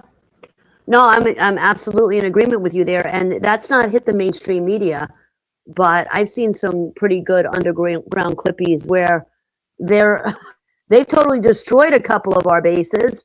And I'm not hearing much about that in the mainstream news. They had to move the people out, Maggie. They had to move the soldiers out. And now Iran is saying to those hotels, you better watch your step, people, because if those soldiers are in your hotel, don't be surprised if we nail your hotel. Well, look at the capability that they had with the Cash Patel thing. They could totally screw us as far as the AI and computers and all of that. They have amazing capabilities that way. And my concern with all of this is we're kind of playing with fire where I really worry about the grid going down. Okay. That's what I worry about in a scenario like this, because they absolutely, I think they have the capability to do it. All right. Yeah, I agree. And it wouldn't take a lot. You know, you mentioned earlier about Cash Patel. They hacked into his account. What makes you think they can't hack into the grid? Not only did they hack into his account, they made him look like a total and complete idiot, because I've now seen clips that have come out with him dancing around, I don't know, it's a hotel room or something in black silk boxer shorts. But did you hear about did you hear about one of those? The site that he's involved in? The what? The site that he's involved in? He's on some site, and they brought this out. He's on some site, and there's a slang term. I talked about it on my show last week. It's because my shows are still airing on ERRT radio. I took 2 weeks off and then I went back. But I can't think of the slang term, but it's a site, and I'm trying to watch what I say because it's a family friendly show, where he goes on and watches people satisfying themselves. And that's what the whole site is people satisfying themselves in different scenarios. And apparently he's been on that site several times a day and regularly. And in fact, the day that the story broke, Oh, it's called gooning. It's called gooning. And the day that the story broke, he was actually on that site that day. So here he is riding around on our government jets on taxpayer money, and he's looking at stuff like that. So me, as just a logical person, I'm thinking if somebody, not being judgmental, but being judgmental, if somebody is looking at that kind of stuff and they're addicted to it, which is like addicted to porn, I know from spiritual warfare, how do entities enter the body? Through the eyes, the ears, the nose, the throat, the mouth, through the genitals, through your orifices. That's how spirits and demons enter the body. And porn is like one of the biggest ways, and that's a form of porn. And then I go down on the side, I go down the rabbit hole of, well, if he's doing that, is there a possibility? I'm just saying, is there a possibility that he could be into some of this other twisted stuff that a lot of the other government officials are in, that are now coming, sort of coming out, but not? That's where my mind goes with this kind of thing. And I'm like, I'm not liking the feel of that at all.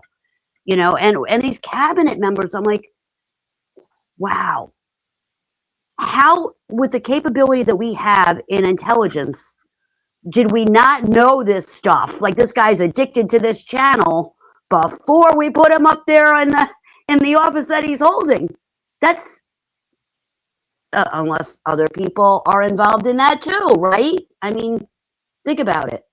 So here's something that I found interesting. You might find interesting as well. Wait, did you know that the vast majority of adult content is owned by the same group of people? Yeah, Stewie. Roughly 95% of online adult content sites are ran by Jews, and the majority of those who run it are rabbis or Jewish leaders. That can't be right. Who are these people? Ethical Capital Partners and MindGeek, which owns many sites, most prominently Cornhub, is owned by Solomon Friedman, a rabbi. Many of the other prominent sites are owned by Stefan Picard. What about OnlyFans? OnlyFans is ran by a man named Leonid Radvinsky. He is also one of the biggest donors of both the Israel Lobby, AIPAC, and the IDF, meaning he is taking profits from objectifying women online and using them to unalive kids on the other side of the planet. That's horrific. Are there others? Sam Roth made pornography free speech in a U.S. court case, making it difficult for the government to restrict it. Sean Rad founded Tinder, a hookup site, and Joel Simkai founded Grindr, Tinder for homosexuals. Greg Lansky is known as the Spielberg of corn, and Ruben Sturman, the Walt Disney of corn.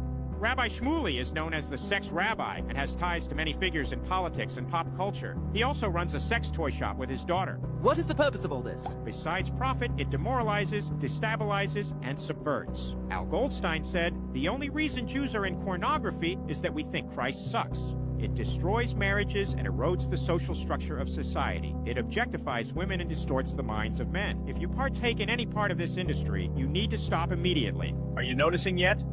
Follow the Griffin Intelligence Agency for more. Yep, I knew that. I knew the Jews were behind it, yes. And so I kind of got off track there, but in answer to your question, this is something that we really need to be concerned about, because they absolutely, I think if they have the ability to do that, they could do it to anybody. And they made a mockery of the FBI. And they came right out and said, what is your FBI? It's nothing. Look what we did. We got to the director. So if they can do that, what else do they have the capability to do? Pretty scary stuff, if you ask me. I want to take a second and say, every time that they say Jews, in my mind, not thinking about people Jews. I'm thinking about Zionists who pretend to be Jews, which Peter and I went over earlier. Pretend to be Jews, but are not Jews. They're from the synagogue of Satan. Right. So when you guys hear Jews, Jews, Jews, just remember, honestly, I think it's probably at least 95% of the time they're talking about Zionists. Yeah, I'm sure there's people that are Jewish that believe as the Zionists, but they don't claim the Zionists. I can't think of the word, the beliefs and stuff. But the majority of the problems that we're seeing today, and if I'm not mistaken, Peter, you answer me, aren't the Rothschild Zionists? Oh, absolutely. Yeah. Okay. The Zionists, they're Satanists. Yeah. And just for the record here, part of my life, I grew up in a Jewish neighborhood. Guess what? I had friends that were Jewish. I had friends that were Christian. Well, I said earlier, the real Jews don't want what's going on at all. There's many of the Hasidic Jews that are literally being tortured and arrested and jailed in Israel because they're standing up and saying what you're doing in Palestine is wrong and what you're doing in Iran is wrong, and they're being persecuted. Anyway, Go to YouTube and look up Zionist Hasidics against Zionists or Jews against Zionists, and what you're going to see, and it'll be interesting what you see: Jews against Zionism. All right. Yeah. Let me get back to Maggie. Well, that's okay. When Wandami took over, there was a mass exodus of Jews from New York City, and that wasn't publicized a lot too, but I watched several videos on that. The Hasidic Jews were flocking to buses and transfer stations to get out. So, yeah, that tells you something right there too. It's yeah, there's a lot going on behind the scenes, but I think we picked a fight we really needed to keep our nose out of. I don't think it was justified, in my opinion. Okay. It's not just yours, not just your opinion. A lot of countries feel the same way. That's why they don't want to get involved. Now, you mentioned earlier about the countries that are not getting involved. Some of those, or you're a Peter, I apologize, I don't remember. Some of those countries, actually, all the countries that have been, quote, attacked, what has been attacked on the countries, our bases. Iran has made it clear you're going to remove all of your bases from the Middle East. You're going to, there was something else that you're going to pay us back for all the damage that you've done. And we're going to hold the chokehold on the Strait of Hormuz until you settle this issue. So we're not in a good position. We're not in a good position at all. No, I absolutely concur. But historically, biblically, Peter, was it Gilgamesh in that area? No, actually, Gilgamesh is in Iran. Now, think about weapons of mass destruction. Wait a minute, that's what I just was talking about. I'm sorry. No. Gilgamesh is in Iraq. Sorry about that. Iraq. Gilgamesh is in Iraq. Yeah, and what's interesting about that is that where they found what they believe is to be his tomb is now within the boundaries of a U.S. Air Force base. So yeah, what are they doing with that stuff going on? Because not to interrupt you, Pete, but I know I did a couple clippies a few weeks ago on my show about Hillary Clinton, and she was trying to get. She actually sent an email asking where his remains were and where the Nephilim were buried, and she wanted the coordinates because they want his DNA.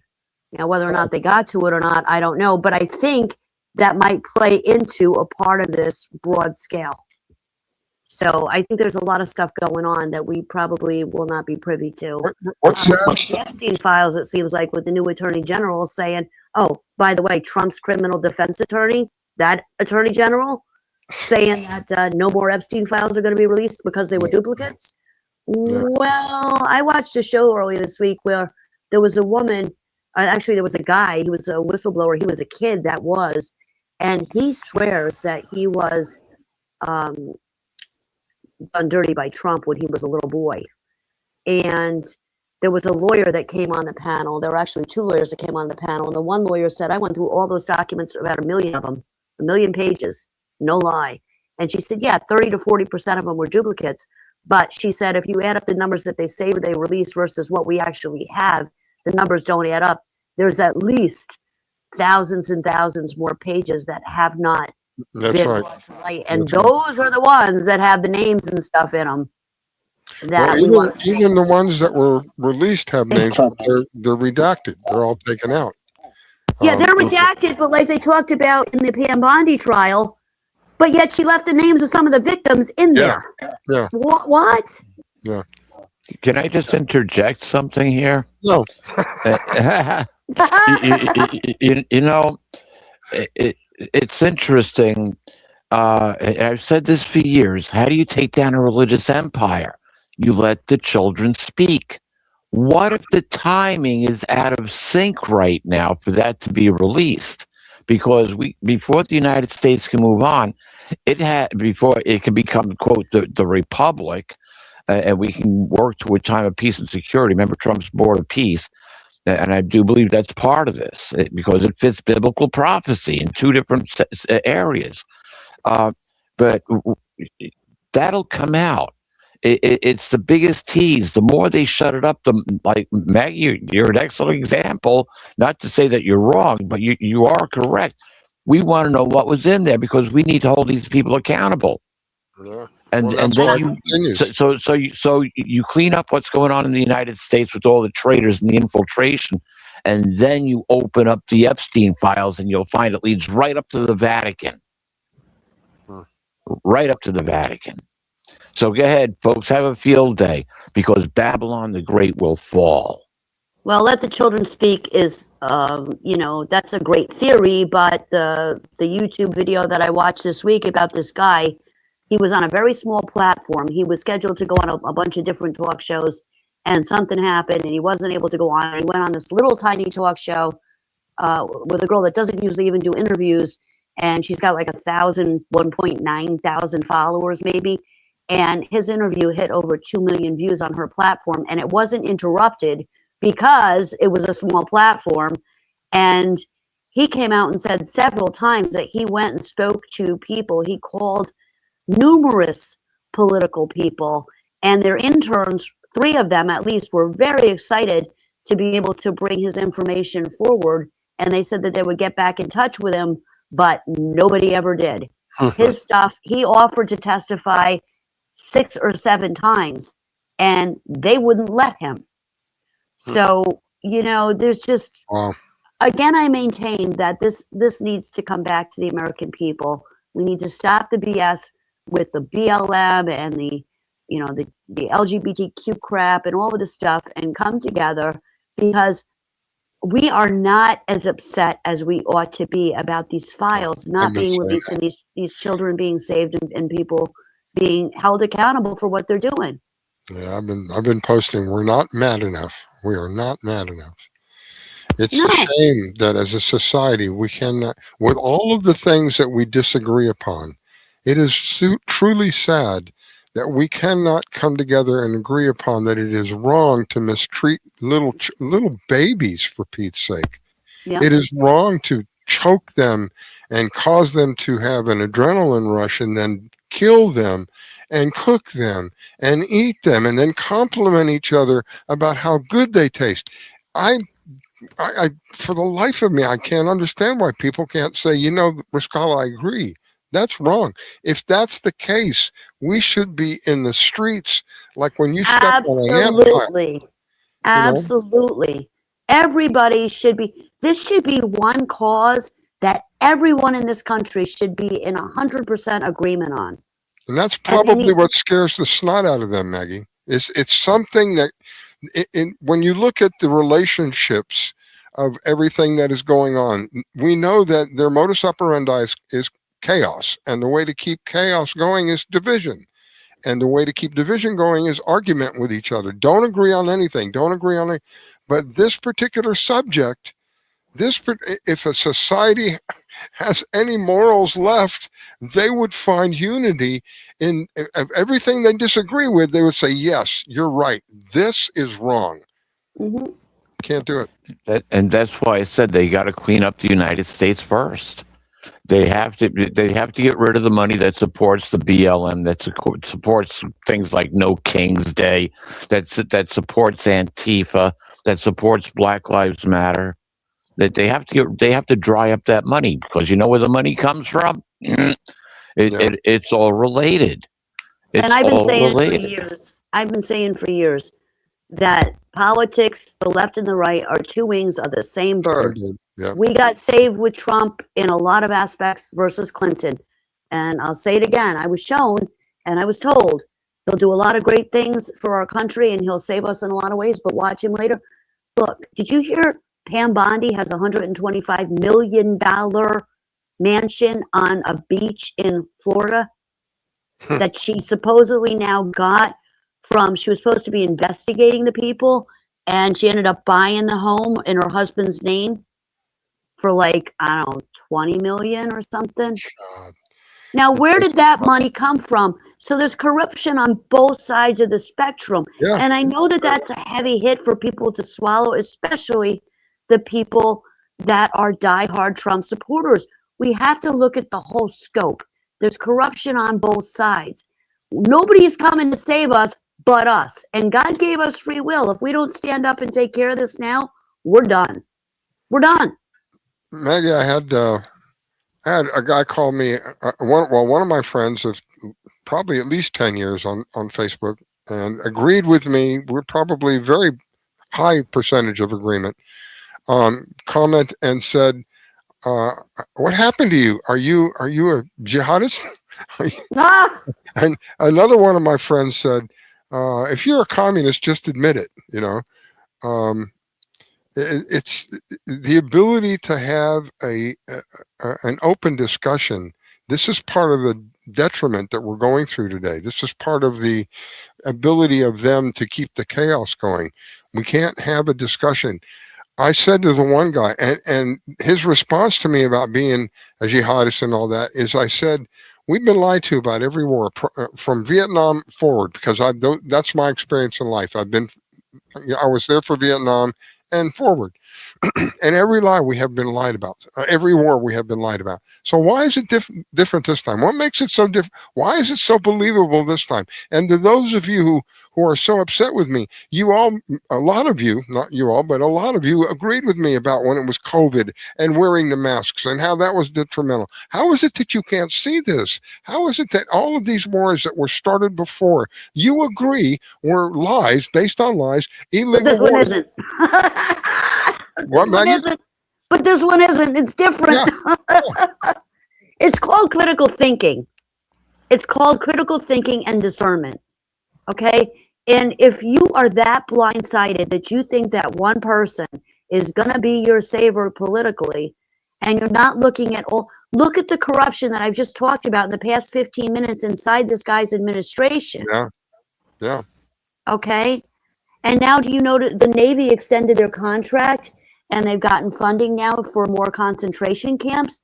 People need to be aware, just like if the government has the military step in, that could go either way. Those camps could be for illegal immigrants, but they could be what happens when Trump gets out of office even. Yeah. And people just aren't. And there's a lot of corruption with that too. A lot of the buildings that are being bought up, there are warehouses that are being bought. Ticket price, realtor price is say 5 million, and the government's paying 35 million for those buildings. 25 million over the realty cost of those buildings, because what? Who owns those buildings? Look into that. People need to do their research. Wow. They need to do their research.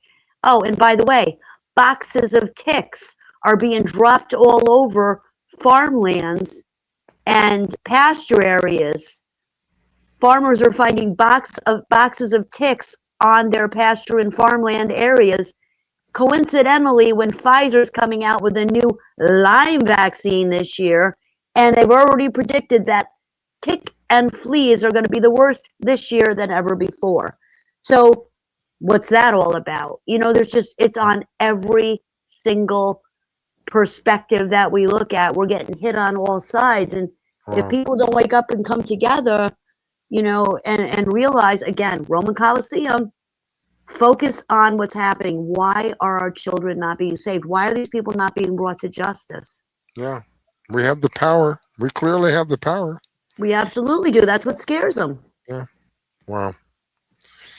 Well, on a lighter note, I love how Iran is mocking and trolling Trump. I got another one to play. Let me see if I can find it. Putin's good at that too, by the way. Who?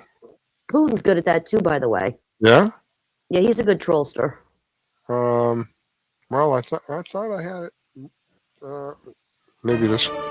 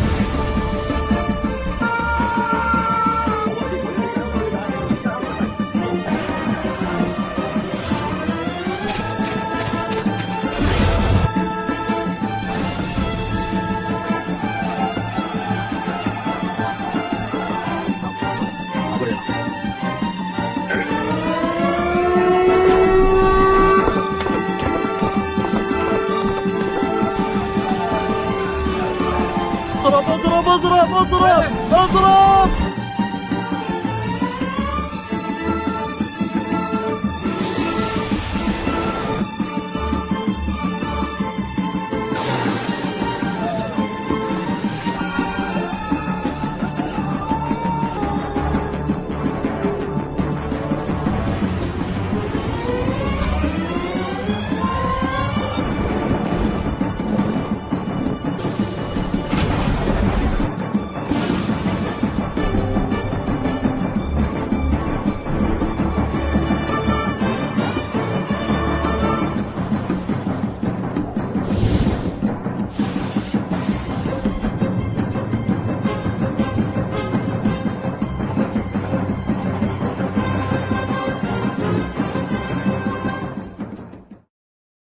So I don't remember what the name of it is. The Lincoln and the Ford, I think it is. I think both of them were attacked and had to leave the area and had to go. I'm not positive about the attack, but they definitely had to leave the area. One of them said because of a sudden fire. There was a fire and there was no explanation. The other one I haven't heard about. But so these things that they mock and they troll Trump with, this is some of the stuff that they're actually doing, but they're putting it into a cartoon to kind of spit in his face, if you will. Yeah, and we have sleeper cells all over this country, and all of those illegals that were here, they're here. Yeah. They are here. They're in our communities. They're in our neighborhoods. They're in our school systems. They're in our public positions. And they have said that they're going to start focusing on the people in the administration for doing what they've done. They're going after the politicians. Well, I don't see this going in a positive direction. And the fact that he says that they're not looking to retaliate, I don't buy that for a hot minute. Oh, no. I don't buy that for a hot minute. There's, that's lip service. And of course, he's going to put out a positive. They engage in psyops and in. The cartoon I played for you. Yeah. Yeah, and actually, it's not us. It's like a bully. I really feel like we are a bully. I mean, I've described us as that many times in the past when we kept going to war. We went to Afghanistan, and then it was Iraq, and then it was Libya, and then it was Yemen and Somalia. It was just like one after another. I said, you can't bully everybody and not expect it to have an effect on you. At some point in the future, it's going to come back and bite you in the proverbial behind. And we're at that point now. We are being bitten. And sadly, we aren't the only ones who are going to be affected by this because of what they're doing with regard to the oil facilities there, both gas and oil. They're claiming they're going to destroy it. But let me just share this with you. You are a genocide supporter. You supported it in Israel and Palestine, and you refused to come to Iran. And I invited you twice. I literally did the opposite, actually. I literally did the opposite. You should watch Uncensored more often. On your regime TV, you don't even let me talk. You don't know anything about Iran, and you just talk and talk and talk, and you're afraid of me saying a single sentence. Iran is being bombed by your regime. Our children are being slaughtered. As we speak, your regime is bombing my country, and your regime sent in intelligence, the Israeli Mossad, the CIA, according to the former head of the CIA, according to the Mossad itself, they sent in people to infiltrate. According to Channel 14 of Israeli TV, which is close to Netanyahu, they brought in weapons that killed hundreds of police officers and volunteers on the streets. So the 3,117 people who were killed, and all of them have their ID and information, they're well known. If you have any extra names, give them to me and let's see what your evidence is. All of those people are recognized. And wait a moment. Wait a moment. And if there was one police officer killed in your country, what would the reaction be? Some young woman was turning to the right. They shot her in the face. Here they killed 200 police officers and well over 100 volunteers on the streets. And you call that peaceful protest, but you ignore the millions of people on the streets as we speak in Tehran right now. Yeah, who are supporting the government. Let me tell you. And let me respond. I can tell you. I wanted to bring something for you to see, but forget it. Just one final sentence.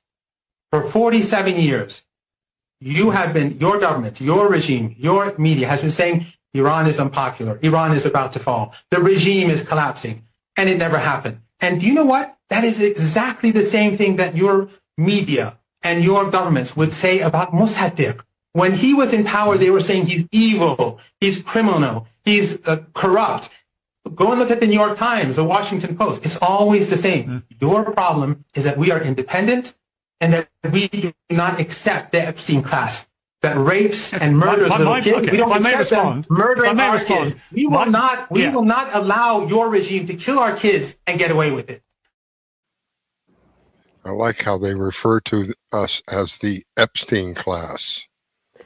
Yeah, well, he also made that remark about the woman that got shot, who went against direct order to stand down and to stop, and she didn't do it against the ICE officers. Yeah, Carly Good was it? So he's got a gift for twisting words, which he should be a politician, because I don't agree with everything that he just said there. However, I will agree with the fact that there hasn't been a president that's ever gone against Israel, to my knowledge. Yeah. But okay, and murdering children is never okay, but neither is marrying one. Okay, so I kind of take. In all fairness, I see both sides. Yeah, but in all fairness, that's disgusting to me. Okay, but in all fairness, if that's what they do, and that's their business over there. Keep in their country, then go back where you belong. No, okay, not here. I'm not saying accept it here. I'm saying maybe I misunderstood you. You were saying that you were referring to them marrying children, meaning like the Iranians? Yeah. Okay, so that's their belief. That's their system. As long as they're not violent towards us, if that's so wrong, then let the people there take care of it themselves. Why do we have to insert ourselves into that? I don't agree with it. I don't like it. I wish it wouldn't happen, but it's in another country. It's their country. I absolutely concur, but it's going on in the face of our nation, on our streets, in every neighborhood across the country, and that should not be allowed either. Yeah. That if that's their culture, let them keep it over there. Here, absolutely not. No way, shape, or form. Absolutely not. But what I'm saying, though, is if it's happening in their country, and that's where it's going on, and that's their belief system, and I don't see how that makes a threat to us. I don't see how that threatens our society. It threatens it in the way that if you look at the statistics in Europe and in Great Britain, where there are high densities of Islamic communities, rape of Caucasian women or indigenous women in those countries, especially younger ones, goes up dramatically. Right, and that's my point. Yeah, that's take all your people back to your country and do what you want to do. Yeah. Take them all back. That shouldn't be happening here. I just read about a case in Texas. There was a kid that went to school and spoke in front of his school board that they were handing out hijabs and their Bibles and all of their paraphernalia in the school system. Another woman went to a Texas airport and she went to the chapel and she said 5 or 6 Muslim people came in, and she said there's not a single cross in this chapel. Now, mind you, I can understand that a lot of the chapels are non-denominational. I can appreciate that. But why were there 40 prayer rugs in that chapel? Okay. See, our country is being turned, and it's being turned from within. So absolutely, do what you want to do over there, but get all your people out of here and bring them over there. Yeah. They shouldn't be here. I'm in agreement with that 100%. Let's see. I was looking for another one. They back to the. They're actually playing tonight. Usually I can't watch them, but the last 3 videos have played for me. I can see them, which is cool. Whose videos? Usually when I'm on your shows, when you play a video, it stops and I can't see or hear anything. But tonight they're playing. Oh, hot dog. Yeah. Well, I had another one. Here we go. Woo! Boom! Boom! Boom! Boom! Mr. President, it's time. Okay. Iran lost their Navy. They've lost their Air Force. They have no radar. We won.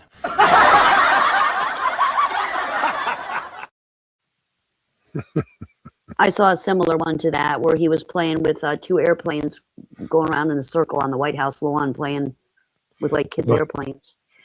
I love how they're mocking him, and they're really doing it pretty classy. It's just there's nothing lighthearted about a war, but part of the procedure of war, of course, is the psychological aspect. And Right. buddy, are they doing a job? Oh my God. Mhm. Oh Lord. Go ahead, Maggie. No, basically, I agree, and you know, and with his type of personality and ego, they're you know, they're kind of That's what poking I'm the bear saying. with Yeah. that. Yeah, yeah. His ego is as big as the buildings, some of the buildings that he owns, right? And then they come along and they put out stuff like Well, they're this. giving him a taste of his own medicine. You know, it's a bitter pill to swallow, isn't it? You know? Well, and a taste of your own medicine is also happening to Israel. For what they've done to Gaza is now happening in Israel. Have you seen any of the pictures? Yeah, I've seen some of it. I get images when I start to watch a lot of that stuff, so I kind of have to limit what I watch because Yeah. when I see the real graphic stuff, I start to see like little mini movies, Yeah. and it's you know, and then I don't sleep. Yeah, I don't look for the graphic stuff. I just look for the the faraway pictures they show, the explosions, and one video showed I guess it was a missile hit a building. They claim it was. Do I have that? Claim it was a Mossad building, and they hit it pretty hard. This.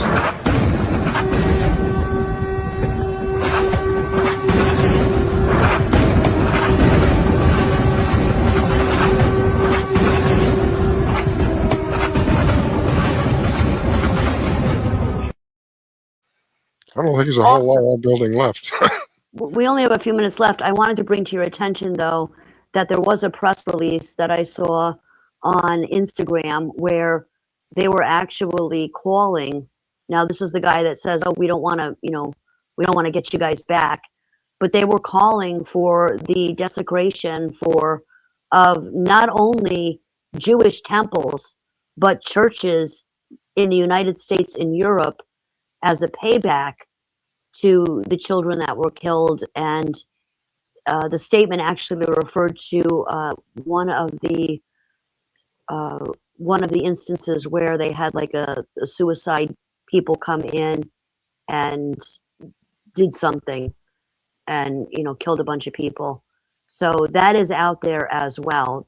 So Easter Sunday, please, I encourage all of the families out there that are going to join in fellowship and worship to please keep your head on a swivel. And if you're in a carry state, you know, a lot of churches have members that are carrying in the actual churches. And I think that at this time, I know that the police are amping up their security in some of these places, depending on the community in which you live. But if you're able to carry. Because they're absolutely, and that was put out there, we're targeting churches in the United States and across Europe. And it wasn't just the Jewish temples, it was churches of all denominations. So please use caution if you go to church tomorrow, and make sure that yourself and your families are safe. There's somebody there that doesn't belong there, make sure that you raise the alarm and just be careful, you know. And it's really a shame that we have to live our lives that way, but these are the times in which we live. So, sadly. All right. Final thoughts there, Peter? We're going to hit some interesting times here. I mean, we live in a very uncertain period. We're going to be watching the United States of America Incorporated come to an end. I'm pretty sure of that. And the Republic of the United States of America come to power. And, you know, you have to see extreme discord. If you read the words of what Jesus said in Matthew 24th chapter and similar verses in the other Gospels, you know, he went down through a whole list of things that we're going to be facing. And then he says, oh, but it's a change. Just as in the days of Noah, people were eating and drinking and getting married and being given a marriage. Oh, is it time of celebration? Would that be like peace and security? And with that, I'm going to say we'll cover more about this subject on Thursday night on Revelation because it ties together. Be prepared. Take care of your families first. Love and blessings to all. Talk to you on Thursday. Thank you. Thank you. All right, Maggie, final thoughts.